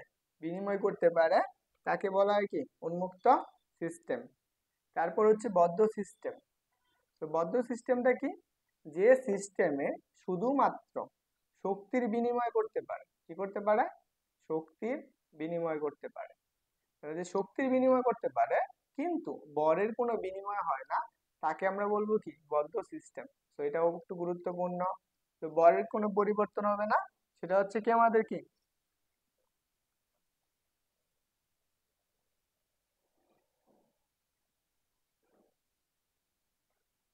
হচ্ছে কি আমাদের কি? দেখো, তাহলে এটা হচ্ছে আমাদের কি? বদ্ধ সিস্টেম। তারপরে হচ্ছে বিচ্ছিন্ন সিস্টেম। এটা হচ্ছে সংজ্ঞার ক্ষেত্রে লাগবে। যে সিস্টেম পরিবেশ দ্বারা মোটেও প্রভাবিত হয় না, যে সিস্টেম কি? পরিবেশ দ্বারা মোটেও প্রভাবিত হয় না, তাকে আমরা বলবো কি? বিচ্ছিন্ন সিস্টেম। যা পরিবেশের সাথে শক্তি বা কোনো কিছুর বিনিময় করে না, তাকে আমরা বলবো বিচ্ছিন্ন সিস্টেম। বিচ্ছিন্ন সিস্টেম। বুঝতে পারছো? তো এইটাই তিনটা সংজ্ঞা, সবাই কি করে নাও? লিখে নাও।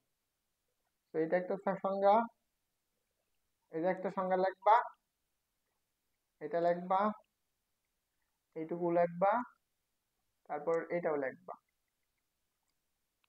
তিনটাই লিখে ফেলো দ্রুত।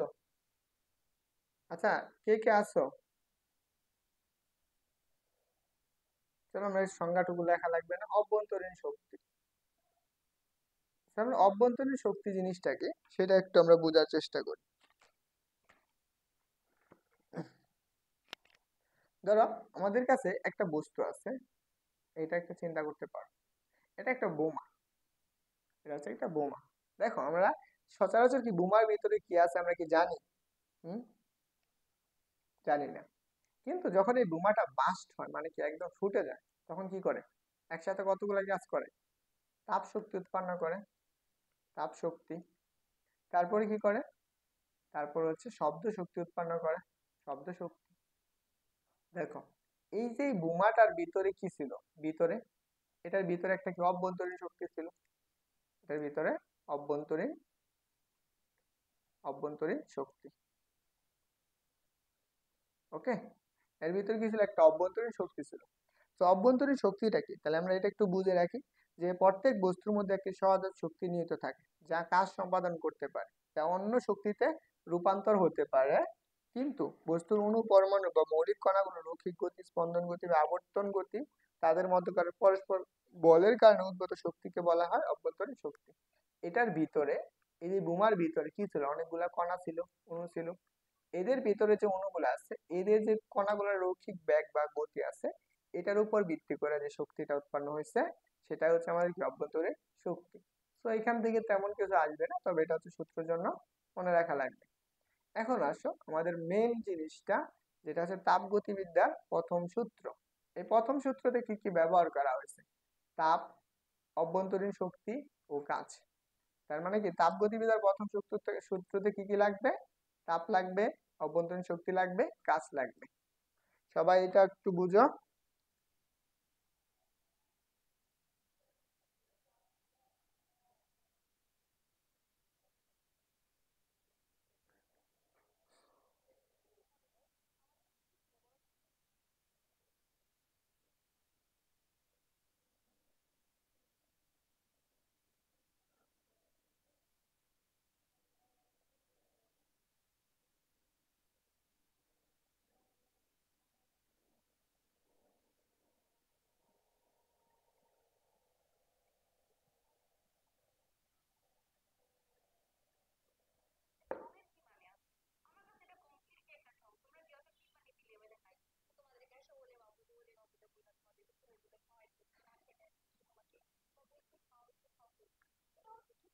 ইস,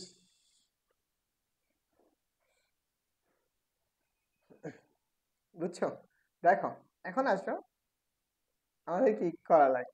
যখন কোনো সিস্টেমে, ধরো আমার কি কোনো সিস্টেমে তাপ শক্তি সরবরাহ করা হয়, সেই সিস্টেম কি করবে, কিছু অংশ কি করবে, তার অভ্যন্তরীণ শক্তি বৃদ্ধিতে সহায়তা করবে, আর বাকি অংশটুকু সিস্টেম তার পরিবেশের উপরে কাজ সম্পাদন করে।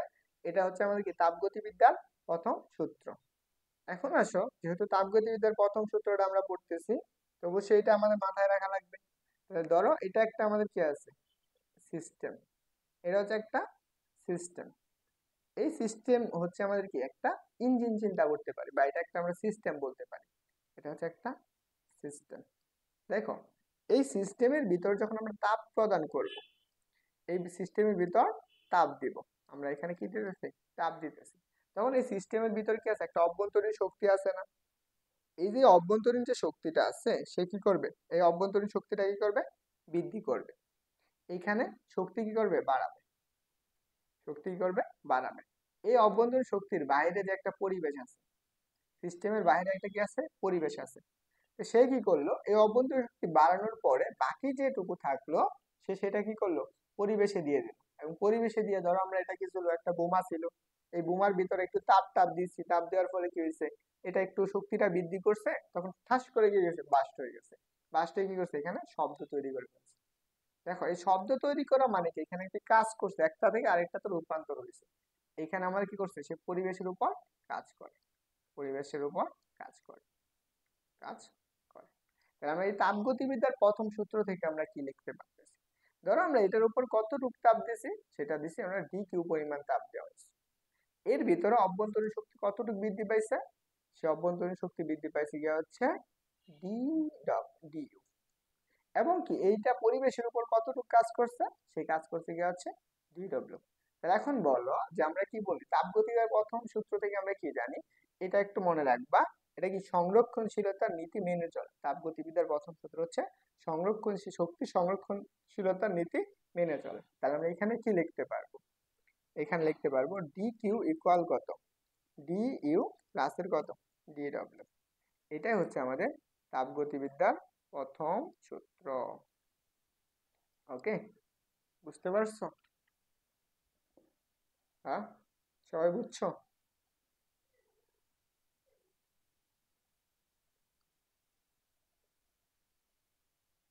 বাচ্চারা সবাই বুঝছেন? সবারই তোলা হয়েছে?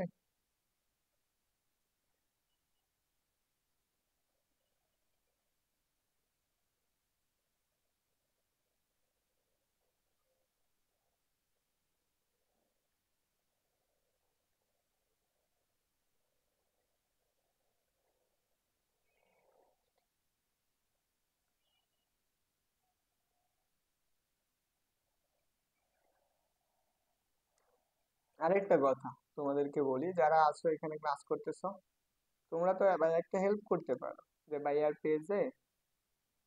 পেজটাকে নিয়ে একটু ভালো মন্দ আশেপাশে লেখালেখি করতে পারো, যে ভাইয়া এত ভালো পড়ায় খারাপ পড়ায় যাই পড়ে, আমি জানি যতটুকু পড়াই, তোমাদের কাজের পড়াটুকুই পড়াই, বাড়তি কিছু পড়াই না তো। এটুকু একটু বইলা তো একটু প্রচারণা করতে পারো। তো চলো, এখন আসো আমরা এইটুকু বুঝছো কিনা এটা একটু জানাই ফেলা, তারপর টুকু আমরা আগাই।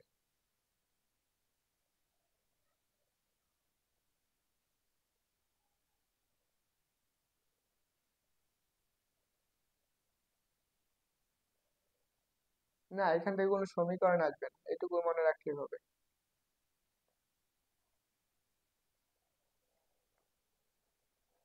বুঝছো সবাই? পিসি, পলাশ, আছো? লাবণী, তারপরে হচ্ছে তিথি, সুরাইয়া, মাইশা। এখন আসো, এই জিনিসগুলো একটু বোঝা লাগবে। চলো আমরা একটু দেখি। প্রথমত আসো, ডিকিউ মানেটা কি? ডিকিউ মানেটা কি? এই ডিকিউ মানে হচ্ছে তাপ। কি তাপ? বহিস্থ তাপ, মানে যেটা পরিবেশ থেকে আমরা দিতেছি সিস্টেমের মধ্যে, সে কি করবে? সিস্টেমে তাপ সরবরাহ করে। এখানে একটু মনে রাখবা, এটার মান যখন পজিটিভ, তার মানে কি আমাদের ডিকিউ এর মানটা যখন পজিটিভ, তখন কি করবে? ওই যে একটা সিস্টেম আছে, ধরো আমাদের সিস্টেম আছে, এটা হচ্ছে সিস্টেম, এটা হচ্ছে সিস্টেম, যখন কি করবে? এই ডিকিউটা পজিটিভ, এখানে হচ্ছে আমার ডিকিউ পজিটিভ, মানে কি সে বেশি আছে কার থেকে? এই যে এই সিস্টেম থেকে, তখন সে কি করবে? সিস্টেমে তাপ দিবে। যখন এই ডিকিউ এর মানটা কি হবে? নেগেটিভ হয়ে যাবে, এই ডিকিউ এর মানটা নেগেটিভ হয়ে যাবে, সে কি করবে? সিস্টেম থেকে তাপ গ্রহণ করবে। তাহলে এখান থেকে সে কি করবে? তাপ গ্রহণ করবে। তাপ কি করবে? গ্রহণ করবে। তাহলে এখানে তাপ গ্রহণ করলে তাহলে সিস্টেম কি করবে? সিস্টেম কি করবে? তাপ হারাবে, তাপ হারাবে। ওকে, তাহলে এখান থেকে বলো তো, এখানে কি তাপটা সে কি করতেছে? তাপ হারাইতেছে না? সে কি করবে? তাপ হারাবে। তাপ হারাবে কখন? যখন কি ধনাত্মক হবে, তাপ হারাবে। আর সিস্টেম কি করবে? তাপ বৃদ্ধি পাবে। তাপ কি পাবে? বৃদ্ধি পাবে। এটা গেল আমাদের যখন ডিকিউটা কি পজিটিভ। এখন আসো, যখন ডিইউ কি পজিটিভ, তার মানে ডিইউ পজিটিভ মানে কি? সো এটার মানটা কি? Positive, DU positive. এই ডিইউ এর মানটা কি? পজিটিভ। এখানে পজিটিভ মানে কি? তার অভ্যন্তরীণ শক্তিটা কি পাইতেছে? বৃদ্ধি পেল। তাহলে সিস্টেমে যে আছে, এই সিস্টেমটা যে আছে, এই সিস্টেমে কি পাবে? অভ্যন্তরীণ শক্তি কি পাবে? বৃদ্ধি পাবে। কখন? যখন কি ডিইউ এর মানটা কি? পজিটিভ। তারপর তাহলে কি সিস্টেমের শক্তি হারালো, সে কি করবে? ওই যে ডিকিউ থেকে তাপ গ্রহণ করবে। এবং যখন ডি ডিইউ নেগেটিভ, তার মানে কি সিস্টেম এর কি অভ্যন্তরীণ শক্তি কি পাবে? হ্রাস পাবে। তাহলে অভ্যন্তরীণ শক্তি হ্রাস পেলে সে কি করবে? ওই পরিবেশ থেকে কি করবে? তাপ গ্রহণ করবে। পরিবেশ থেকে তাপ গ্রহণ করবে। বুঝতে পারছো? তারপর আসো ডিডব্লিউ। ডিডব্লিউ মানে কি? কৃতকাজ, ওই সিস্টেমের কৃতকাজ। যদি ডিডব্লিউ এর মান পজিটিভ হয়, ডিডব্লিউ যদি পজিটিভ হয়, তাহলে পজিটিভ হলে কি হবে? দেখো, ধনাত্মক হলে সিস্টেমের উপর সম্পাদিত কাজ হবে। সিস্টেমের উপর সম্পাদিত কাজ হবে, তার মানে কি হবে? সিস্টেম কি করবে? ওই পরিবেশের উপর কাজ করবে। এই ক্ষেত্রে সিস্টেম কি করবে? পরিবেশের উপর কাজ করবে। যদি ডিডব্লিউ নেগেটিভ হয়, ডিডব্লিউ নেগেটিভ হয়, তাহলে এই জায়গায় আসবে সে ডিডব্লিউ নেগেটিভ হলে কি? পরিবেশ সিস্টেমের উপর কাজ করবে, মানে সিস্টেম কর্তৃক কাজ সম্পাদিত হলে। তাহলে এখানে কি? সিস্টেম কর্তৃক কাজ সম্পাদিত হবে। বুঝতে পারছো? তাহলে এখানে কি হবে? এইখানে সিস্টেম থেকে অর্থাৎ কি পরিবেশ থেকে কি করবে? এই সিস্টেমের উপর কাজ সম্পাদন করবে। এটা হচ্ছে ডিডব্লিউ যখন নেগেটিভ হবে। এই যে শখটা ইম্পর্টেন্ট আছে, গুরুত্বপূর্ণ, এটা গুরুত্বপূর্ণ।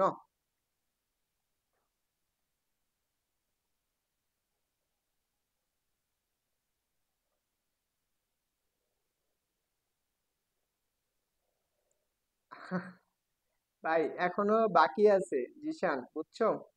এটার জন্য তুমি যেটা বলছো ওইটার টপিকটা এখনো পড়াই নাই, যখন পড়াবো তখন তুমি একাই পায়ে যাবে। চলো আমরা এখন দেখি, যেটা আছে সমচাপীয় প্রক্রিয়া। তো এই প্রক্রিয়াটা আমাদের পারা লাগবে। সমচাপীয় প্রক্রিয়াটা কি? দেখো যে তাপগতীয় প্রক্রিয়ায় সিস্টেমের কি চাপের কোনো পরিবর্তন নাই, তার মানে চাপের পরিবর্তন নাই বলে কি অন্যগুলার যে পরিবর্তন হবে তা না, সবগুলার চাপ পরিবর্তন হবে না, পরিবর্তন হয় না, তাকে আমরা বলবো কি সমচাপীয় প্রক্রিয়া। সবাই কি করে নাও, এখন কি কারেন্ট আসছে না? অবশ্যই সবার এখানে কারেন্ট আসছে। তো কষ্ট করে করে নিই। তো এখন চলো আমরা এটা একটু বুঝাই ফেলি যে সমচাপীয় প্রক্রিয়া মানেটা কি। তার মানে কি, এটা একটা সিলিন্ডার আছে, এটা হচ্ছে আমাদের একটা সিলিন্ডার। ধরো আমি সিলিন্ডারটা খুব ভালো আঁকতে পারি না, দেখো and সবার খাতায় যেন নোট থাকে and সবাই কি করবা, দেখো এটা হচ্ছে আমাদের একটা সিলিন্ডার। এই সিলিন্ডারের ভিতরে আমাদের কি আছে, একটা চাপ আছে। ধরো আমরা সিলিন্ডারটা কেমন হয়, এরকম আছে, ধরে নাও এটা হচ্ছে একটা সিলিন্ডার। ওকে, এটা হচ্ছে একটা সিলিন্ডার। এই সিলিন্ডারের ভিতরে একটা চাপ আছে, তার মানে এই চাপের কোনো পরিবর্তন নাই, এই চাপের কোনো পরিবর্তন নাই। যখন এই চাপটা কি করবে, বাইরে থেকে বল প্রয়োগ করবে, এইখানে আবার সিলিন্ডার যে আছে, এই সিলিন্ডারে একটা ক্ষেত্রফল আছে, এটার উপর একটা ক্ষেত্রফল আছে। দেখো এই যে চাপ, যখন সিলিন্ডারটার উপর চাপ দেওয়া হয় তখন সিলিন্ডারটা কি করবে, এইখান থেকে সে কি করতেছে, এই অবস্থানে চলে আসছে, সে এই অবস্থানে চলে আসছে, এইখান থেকে এই অবস্থানে চলে আসছে। সে কতটুকু দূরত্ব গেছে, ডিএক্স পরিমাণ দূরত্ব অতিক্রম করে। তাহলে এখন চিন্তা করো, এই সিলিন্ডার যে পৃষ্ঠটা আছে, এই সিলিন্ডার যে পৃষ্ঠটা আছে তার ক্ষেত্রফল হচ্ছে কত, এই ক্ষেত্রফল। তাহলে এখন বলো, যখন সিলিন্ডারের উপর চাপ প্রয়োগ করতেছে, এই বরাবর চাপ প্রয়োগ করতেছে, বা তখন কি এর মধ্যে একটা কি বল প্রয়োগ হচ্ছে না, আমরা ক্ষেত্রফল কি বলছি, চাপ ইকুয়াল টু কি পড়ে আসছি, ইকুয়াল টু পড়ে আসছি এফ ডিভাইডেড বাই এ, আমরা কি এফ বাই এ পড়ে আসছি, তাই তো? হুম, হ্যাঁ। তাহলে এখন আমরা এফ ইকুয়াল টু আমরা কি লিখতে পারি, P A, F equal to P A, কোনো বস্তুর উপর বল। এখন চিন্তা করো, এই সিলিন্ডারটা যখন এই অবস্থানে ছিল তখন তো এর মধ্যে কোনো কৃত কাজ হয় না, যখন এইখান থেকে সে ডিএক্স পরিমাণ দূরত্ব সরে গেছে তখন তার ভিতরে কি একটা কাজ হবে, যখন কি আয়তনের পরিবর্তন হতে পারে। তো সেইখানে কি মনে করো, সে কি করতেছে, ডিএক্স পরিমাণ সরে গেছে, তাহলে আমাদের কৃত কাজ কি হবে, তাহলে এখন চিন্তা করো, তাহলে আমরা কৃত কাজ, কৃত কাজ, কৃত কাজ ডব্লিউ ইকুয়াল টু আমরা কি লিখি, আমরা এখানে ডি ডব্লিউ লিখি, কারণ ক্ষুদ্রতা স্মরণ করছে তো, ডি ডব্লিউ ইকুয়াল টু আমরা কি জানি, এফ কোনটুকু স্মরণ করছে, ডিএক্স পরিমাণে স্মরণ করছে, এফ সমান কি পড়ছো, ই এ ডিএক্স। এখন বলো যে আমরা কি ক্ষেত্রফলের সাথে কোনো কিছুর গুণ করলে, দৈর্ঘ্য প্রস্থ উচ্চতা গুণ করলে সেটা আমরা কি পাই, আয়তন পাই না? তাহলে এই যে এইটুকুর পরিবর্তে আমরা কি লিখতে পারি, আয়তন লিখতে পারি। তাহলে আমরা এখানে লিখবো জাস্ট ই, তাহলে আমরা কি আয়তনের পরিবর্তন হইতেছে, তাহলে আমরা এটার পরিবর্তে কি লিখবো, আয়তন লিখবো, তাহলে ক্ষুদ্রতার আয়তন পরিবর্তন, এই ডিবি, তাহলে আমরা ডি ডাব্লিউ ইকুয়াল টু কত পাইতেছি, পিডিবি। এটা হচ্ছে সমচাপীয় প্রক্রিয়ায় কৃত কাজ, সমচাপীয় প্রক্রিয়ায় কৃত কাজ, কৃত কাজ তেমন একটা গুরুত্বপূর্ণ না, তারপরেও এটা অবশ্যই মাথায় রাখবা, বুঝতে পারছো? তো এখন এইখানের জন্য আমরা একটা গ্রাফ দেখব, চাপ বনাম আয়তন,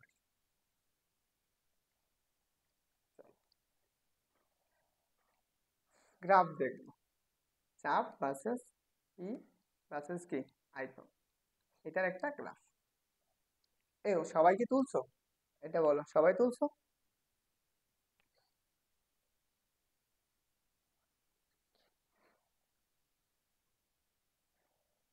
ওই ধরো 12:30 যাবে, 12:30 পর্যন্ত যাইতে পারে।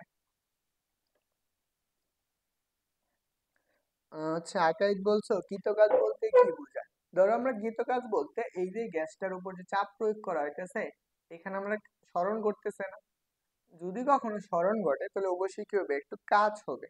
এই জন্য আমরা কি করছি, এই যে কৃতকাজ বের করছি, ডিডব্লিউ ইকুয়াল টু কত, এফ ডিএক্স, এফ ডিএক্স। ওকে, বুঝছো সবাই? And সবাই বলো বুঝছো কিনা, and সবার তোলা হয়েছে? ওকে, চলো আমরা গ্রাফটা দেখে ফেলি।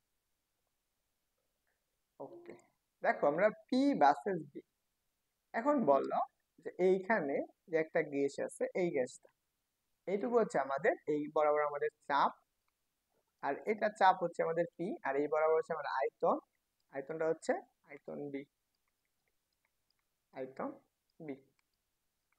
দেখো এটা হচ্ছে আমাদের মূল বিন্দু। একটু চিন্তা করো, আমাদেরকে সমচাপীয় প্রক্রিয়ার ক্ষেত্রে পি ভার্সেস বি এর ক্ষেত্রে গ্রাফটা কেমন হবে? তুমি যতই আয়তন বাড়াও না কেন, সে কি করবে, চাপটাকে এই সিলিন্ডারের ভিতরে কি, তুমি যতই এই আয়তনটা সিলিন্ডারটা পিস্টনটাকে তুমি এই পাশে নেও না কেন, এই সিলিন্ডার পিস্টনটাকে এই পাশে যতই নেও না কেন, তার ভিতরে যে চাপটা আছে সেই চাপটাই থাকবে, তাহলে চাপের কোনো পরিবর্তন হবে না। তাহলে অবশ্যই কি থাকবে, গ্রাফটা কেমন হবে, গ্রাফটা হবে একদম সরলরেখা এরকম। এটা এটা হচ্ছে আমাদের সমচাপীয় প্রক্রিয়ার গ্রাফ। ওকে,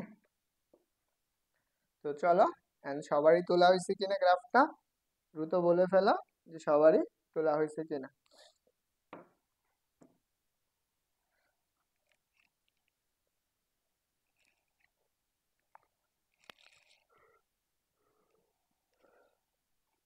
এখন আসো, তা এইখানে আমরা পাইলাম, তাহলে আমরা তাপগতিবিদ্যার প্রথম সূত্র থেকে আমরা কি লিখতে পারি? তাহলে আমরা বলো তো, তাপগতিবিদ্যার প্রথম সূত্র থেকে আমরা লিখতে পারি, গতিবিদ্যার প্রথম সূত্র, প্রথম সূত্র হতে, তাহলে আমরা কি লিখলাম, টি কিউ ইকুয়াল টু হচ্ছে কি ডিইউ প্লাস এর কত ডিডব্লিউ। তাহলে আমরা এই ক্ষেত্রে আমরা কি লিখতে পারবো, D Q equal to D U plus এর কত ই ডিবি। ওকে, এটা হচ্ছে আমাদের কোন প্রক্রিয়ার জন্য, সমচাপীয় প্রক্রিয়ার জন্য, সমচাপীয় প্রক্রিয়ার জন্য।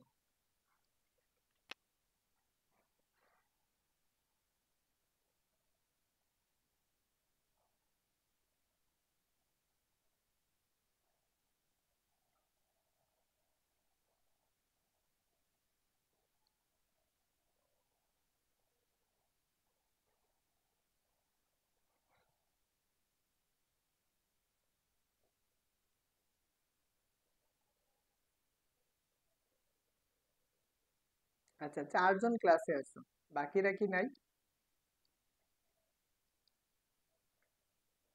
এখন আসো সম আয়তন প্রক্রিয়া, তাহলে দেখো এই সম আয়তন প্রক্রিয়ার ক্ষেত্রে এখানে চাপ না, দেখো সম আয়তন প্রক্রিয়া, যে তাপগতীয় প্রক্রিয়ায় সিস্টেমের আয়তনের কোনো পরিবর্তন হয় না, তাকে বলা হয় কি সম আয়তন প্রক্রিয়া। তো যেহেতু আয়তনের কোনো পরিবর্তন নাই, তাহলে আমরা এইটুকু মনে রাখবা, আমরা কি পড়ছি আগে, ডি ডব্লিউ ইকুয়াল টু কত করে আসছি, জাস্ট পি ডিবি। জিশান ছিলাম, তুমি কি বুঝতে পারছো যে এই কোটি কিভাবে আসলো? দেখো এই জায়গায় এটার মানেটা কি, এই ডি ডব্লিউ মানে হচ্ছে, ডিবি মানে হচ্ছে আয়তনের পরিবর্তন, আয়তনের পরিবর্তন। দেখো এই ডিবি মানে হচ্ছে আয়তনের পরিবর্তন, তাহলে আয়তনের যদি পরিবর্তন না হয় তাহলে কি হবে, ডি ডব্লিউ এর মান কত হবে, এটার মান যদি কি হয় ডিবি ইকুয়াল টু 0, তাহলে এখন কি পাবা বলো তো, এখান থেকে, তাহলে এইখান থেকে আমরা এটুকু পাবো, just D W equal to 0। কখন, যখন কি সম আয়তন প্রক্রিয়া বলবো। তাহলে এখান থেকে আমরা প্রথম সূত্র অনুসারে কি লিখতে পারবো বলো তো, আমরা প্রথম সূত্র অনুসারে লিখতে পারবো,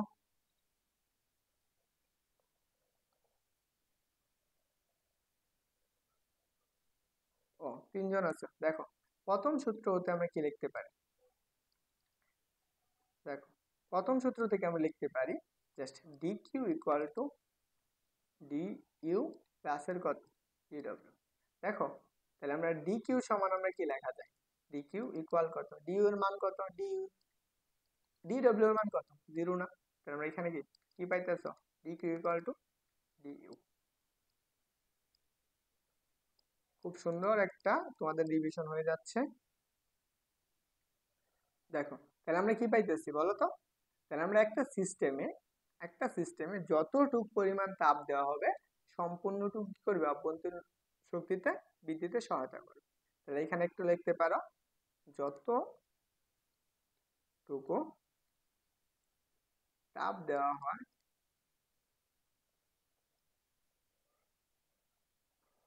হয় ঠিক তত পরিমাণ তত পরিমাণ অভ্যন্তরীণ শক্তিতে বৃদ্ধি পায়। ঋণ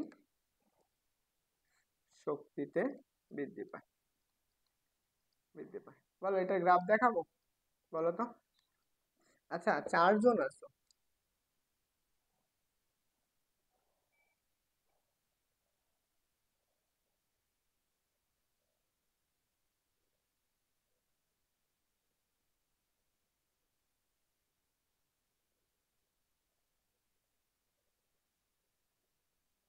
বলো, গ্রাফ দেখাবো?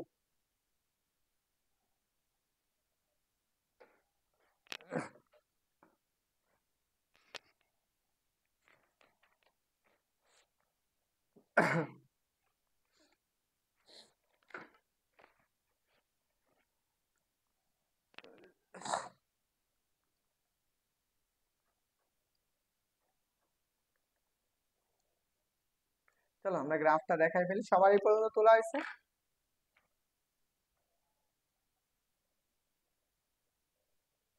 চারজন।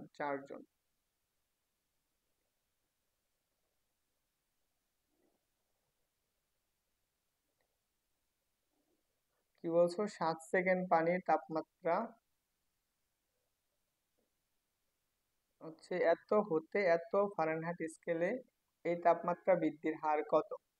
তো ভাগ করে দাও, বিয়োগ করে ভাগ করে দাও। কত?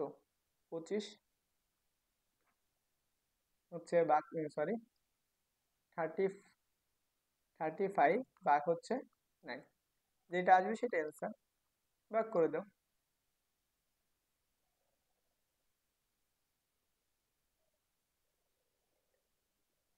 পরিবর্তন বাই 9 ভাগ করে দেখো, আনসার চলে আসবে।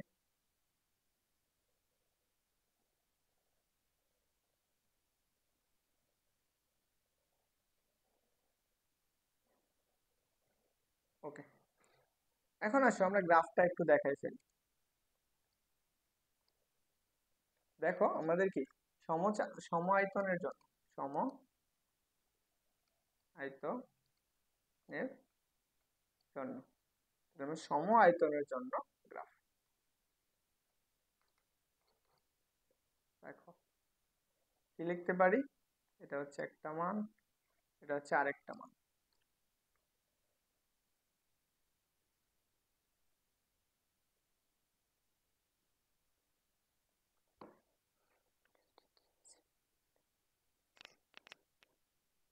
হ্যাঁ, সমস্যা নাই, এইভাবেই করবা। ভাগ বের করতে বলছে, এটার পরিবর্তনের হার। তাহলে আমরা কি লিখবা? জাস্ট ভাগ করে দিবা, যে তাপমাত্রা পরিবর্তন হয়েছে সেটা সময় দ্বারা ভাগ করে দাও, শেষ, আনসার চলে আসবে। তাহলে দেখো এদিকে হচ্ছে আমাদের চাপ, এদিকে হচ্ছে আয়তন। দেখো আয়তন, তাহলে এইখানে কি আয়তনটা কি থাকবে? স্থির থাকবে না? তাহলে এইখান থেকে ধরে নাও মূল বিন্দু থেকে এটা হচ্ছে চাপ পি, আর এই বরাবর হচ্ছে আমার আয়তন বি। তাহলে অবশ্যই কি করতে হবে? নির্দিষ্ট বিন্দু পর্যন্ত থাকবে, পরে বাকিটুকু আর পরিবর্তন হবে না। এটা হচ্ছে আমাদের সম সমচাপীয় সম আয়তন প্রক্রিয়া। সম আয়তন প্রক্রিয়া। ওকে, হ্যাঁ একা বুঝতে পারছো? ওইটা ওই রকমই হবে। আচ্ছা, 3 জন আছো।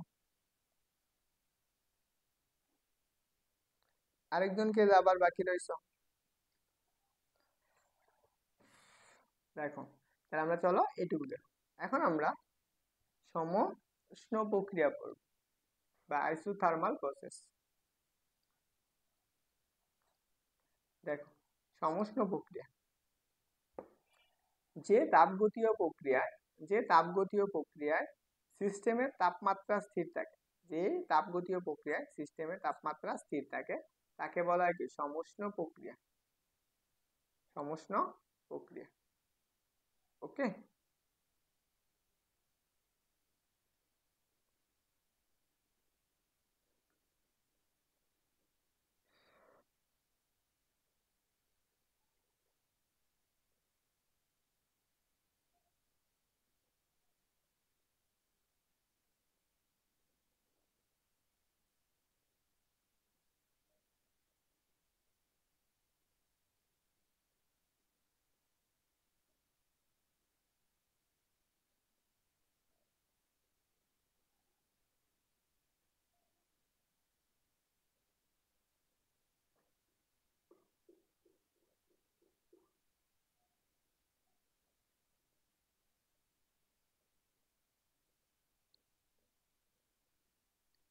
চলো আমরা সমস্ত প্রক্রিয়া দেখো, এখানে সমস্ত প্রক্রিয়ার ক্ষেত্রে যদি আমাদের তাপমাত্রার পরিবর্তন না হয়, অর্থাৎ কি তাপমাত্রার পরিবর্তন পরিবর্তন না হলে না হলে অভ্যন্তরীণ শক্তি কি পাবে? বৃদ্ধি পাবে না, অভ্যন্তরীণ শক্তি শূন্য হবে। অভ্যন্তরীণ শক্তি শূন্য, অভ্যন্তরীণ শক্তি কি হবে? শূন্য হবে। তাহলে এখান থেকে কি বলতে পারি? এখান থেকে আমরা বলতে পারি ডি ইউ ইকুয়াল টু কত? 0। কখন? যখন কি হবে? সমস্ত প্রক্রিয়া হবে। বুঝছো? তাহলে আমরা কি প্রথম সূত্র থেকে কি লিখতে পারবো? আর হ্যাঁ, এটা একটু মনে রাখা লাগবে, এই সমস্ত প্রক্রিয়া হচ্ছে একদম দৃঢ় প্রক্রিয়া। এটা হচ্ছে দৃঢ় প্রক্রিয়া, এটা হচ্ছে একদম কি দৃঢ় প্রক্রিয়া, মানে একদম স্লোলি চলে। এটা অবশ্যই অবশ্যই অবশ্যই অবশ্যই মাথায় রাখা লাগবে। এখন দেখো, তাহলে আমরা প্রথম সূত্র থেকে কি লিখতে পারবো? প্রথম সূত্র থেকে কি লেখা যায় দেখো তো, ডি কিউ ইকুয়াল টু আমরা কি জানি? ডি ইউ ক্লাসের কত? D W. তাহলে এইখানে আমরা কি লিখি? ডি কিউ ইকুয়াল কত? এটার মান 0, তার মানে কি থাকবে? Just D W. তাহলে আমরা কি সমস্ত প্রক্রিয়ায় যতটুক তাপ দাও না কেন, যত তাপ দাও সিস্টেম কি সমপরিমাণ কি করবে? কাজে রূপান্তর করবে। বুঝতে পারছো? এটুকু কি মনে রাখবা? কাজে রূপান্তর।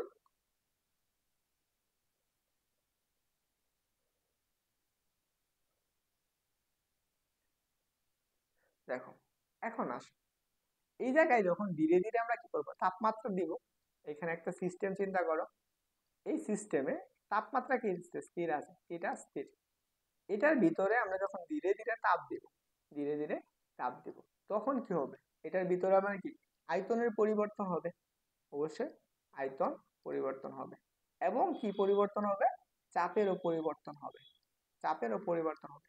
এই যে পরিবর্তনটা যে আছে, এই পরিবর্তনের ফলে যে প্রসারণটা হয়, তখন আমরা তাকে কি বলবো? সমষ্ণ প্রসারণ। যখন আমরা প্রসারিত হয়, তখন আমরা কি বলবো? সমষ্ণ প্রসারণ। ওকে, এইটুকু মাথায় রাখ, সমষ্ণ প্রসারণ। চলো এখন চিন্তা করো যে এর জন্য আমরা কি একটা কৃতকাজ বের করবো।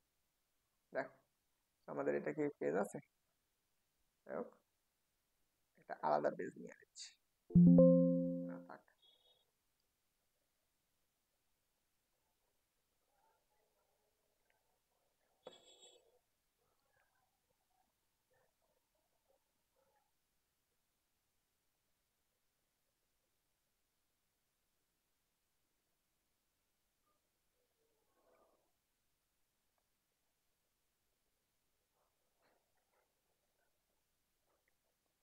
দেখো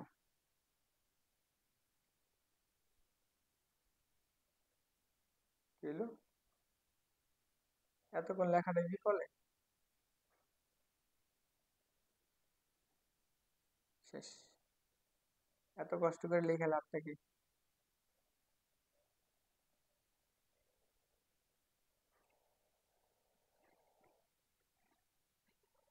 দেখো এই টপিকটাই পড়াবো, পরে বাদ আজকের জন্য।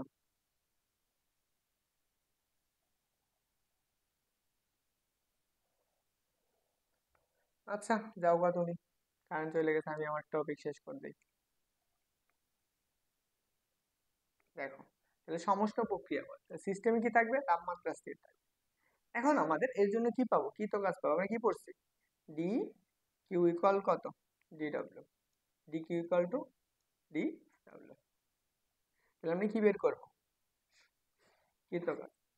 কৃতকাজ। দেখো আমরা কৃতকাজ কি পড়ছি? ডি ডব্লিউ ইকুয়াল টু কত? P DB. এটা তাহলে এখানে আমাদের কি সমস্ত প্রক্রিয়ার ক্ষেত্রে আয়তনটা যদি আমাদের প্রথম অবস্থার চাপ ধরো পি, এই অবস্থায় চাপ পি, তখন কি হবে? আয়তনটার কি একটা পরিবর্তন হবে। সে আয়তনটা কি হয়েছে? একটু বেড়ে গেছে। এই অবস্থায় আয়তন ছিল বি1, তখন আয়তনটা কি হয়ে গেছে? একটু বেড়ে বি2 হয়ে গেছে। এই আয়তন অবস্থায় গেছে কি বি2। দেখো তাহলে আমরা কি এইটাকে ইন্টিগ্রেশন করব। তার আগে আমাদের কি আদর্শ গ্যাসের সমীকরণ থেকে আমরা একটা লিখতে পারি, সমীকরণ সমষ্ণ প্রক্রিয়া, তার মানে কি বয়েলের সূত্র মেনে চলে। সেই ক্ষেত্রে আমরা কি লিখতে পারবো, v1 v1 ইকুয়াল কত, v2 v2। বুঝতে পারছো? এটা আমরা জানি। এখান থেকে আমরা আরেকটা সূত্র জানি, সেই সূত্রটা কি, PV equal to N R T.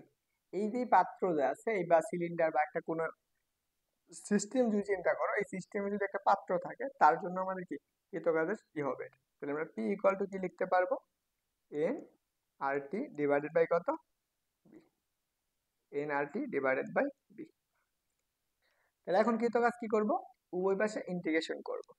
So উভয় পাশে কি করব, ইন্টিগ্রেশন করব। একবারে যদি আমরা ডিডব্লিউ কে ইন্টিগ্রেশন করি, আর এই পাশে কি করব, লিমিট অনুসারে ইন্টিগ্রেশন করব, বি1 আর থেকে আয়তন বি2, তাহলে পিডিবি মানে কত, N R T divided by B, আর এখানে কত, ডিবি। তাহলে দেখো এটাকে ইন্টিগ্রেশন করলে আমরা এন আর টি ধ্রুবক, আর টি ধ্রুবক, এটাকে বের করে নিচ্ছি, কারণ আমার আগে তাপমাত্রা স্থির। তো এটাকে যদি এখন আমরা ইন্টিগ্রেশন বি1 আর হচ্ছে বি2 ওয়ান বাই বি, এটা হচ্ছে ডিবি। তাহলে আমরা এইটুকুকে ইন্টিগ্রেশন করলে আমরা কি পাই, এন আর টি, আমরা এটা পাবো লন লন বি, আর এখানে কি লিমিটটা বসাও, এটা হচ্ছে বি1 এটা হচ্ছে বি2, তাহলে আমরা এখানে পাবো জাস্ট এন আর টি কত, এন আর টি লন বি2 মাইনাসের কত, লন বি1। এটাকে যদি তুমি আরেকটু সুন্দর করে লেখো, এখানে উপরে লিখলাম, তো একটু বুঝে নিও, এখানে লিখতে পারবো এন আর টি লন বি2 ডিভাইডেড বাই বি1, সেটুকু।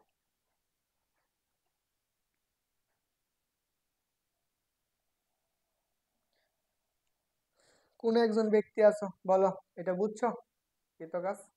তাহলে আমরা এখানে কি লিখতে পারবো, জাস্ট ডব্লিউ ইকুয়াল টু সমস্ত প্রক্রিয়ায় এন আর টি লন বি2 ডিভাইডেড বাই বি1।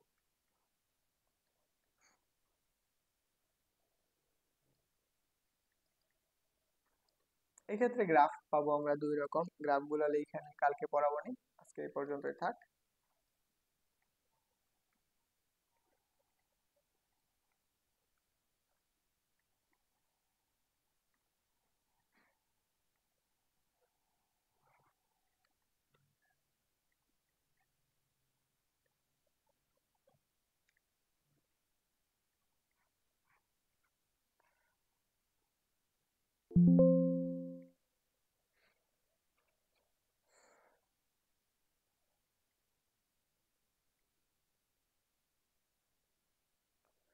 ওকে, তুমি একাই ছিলা?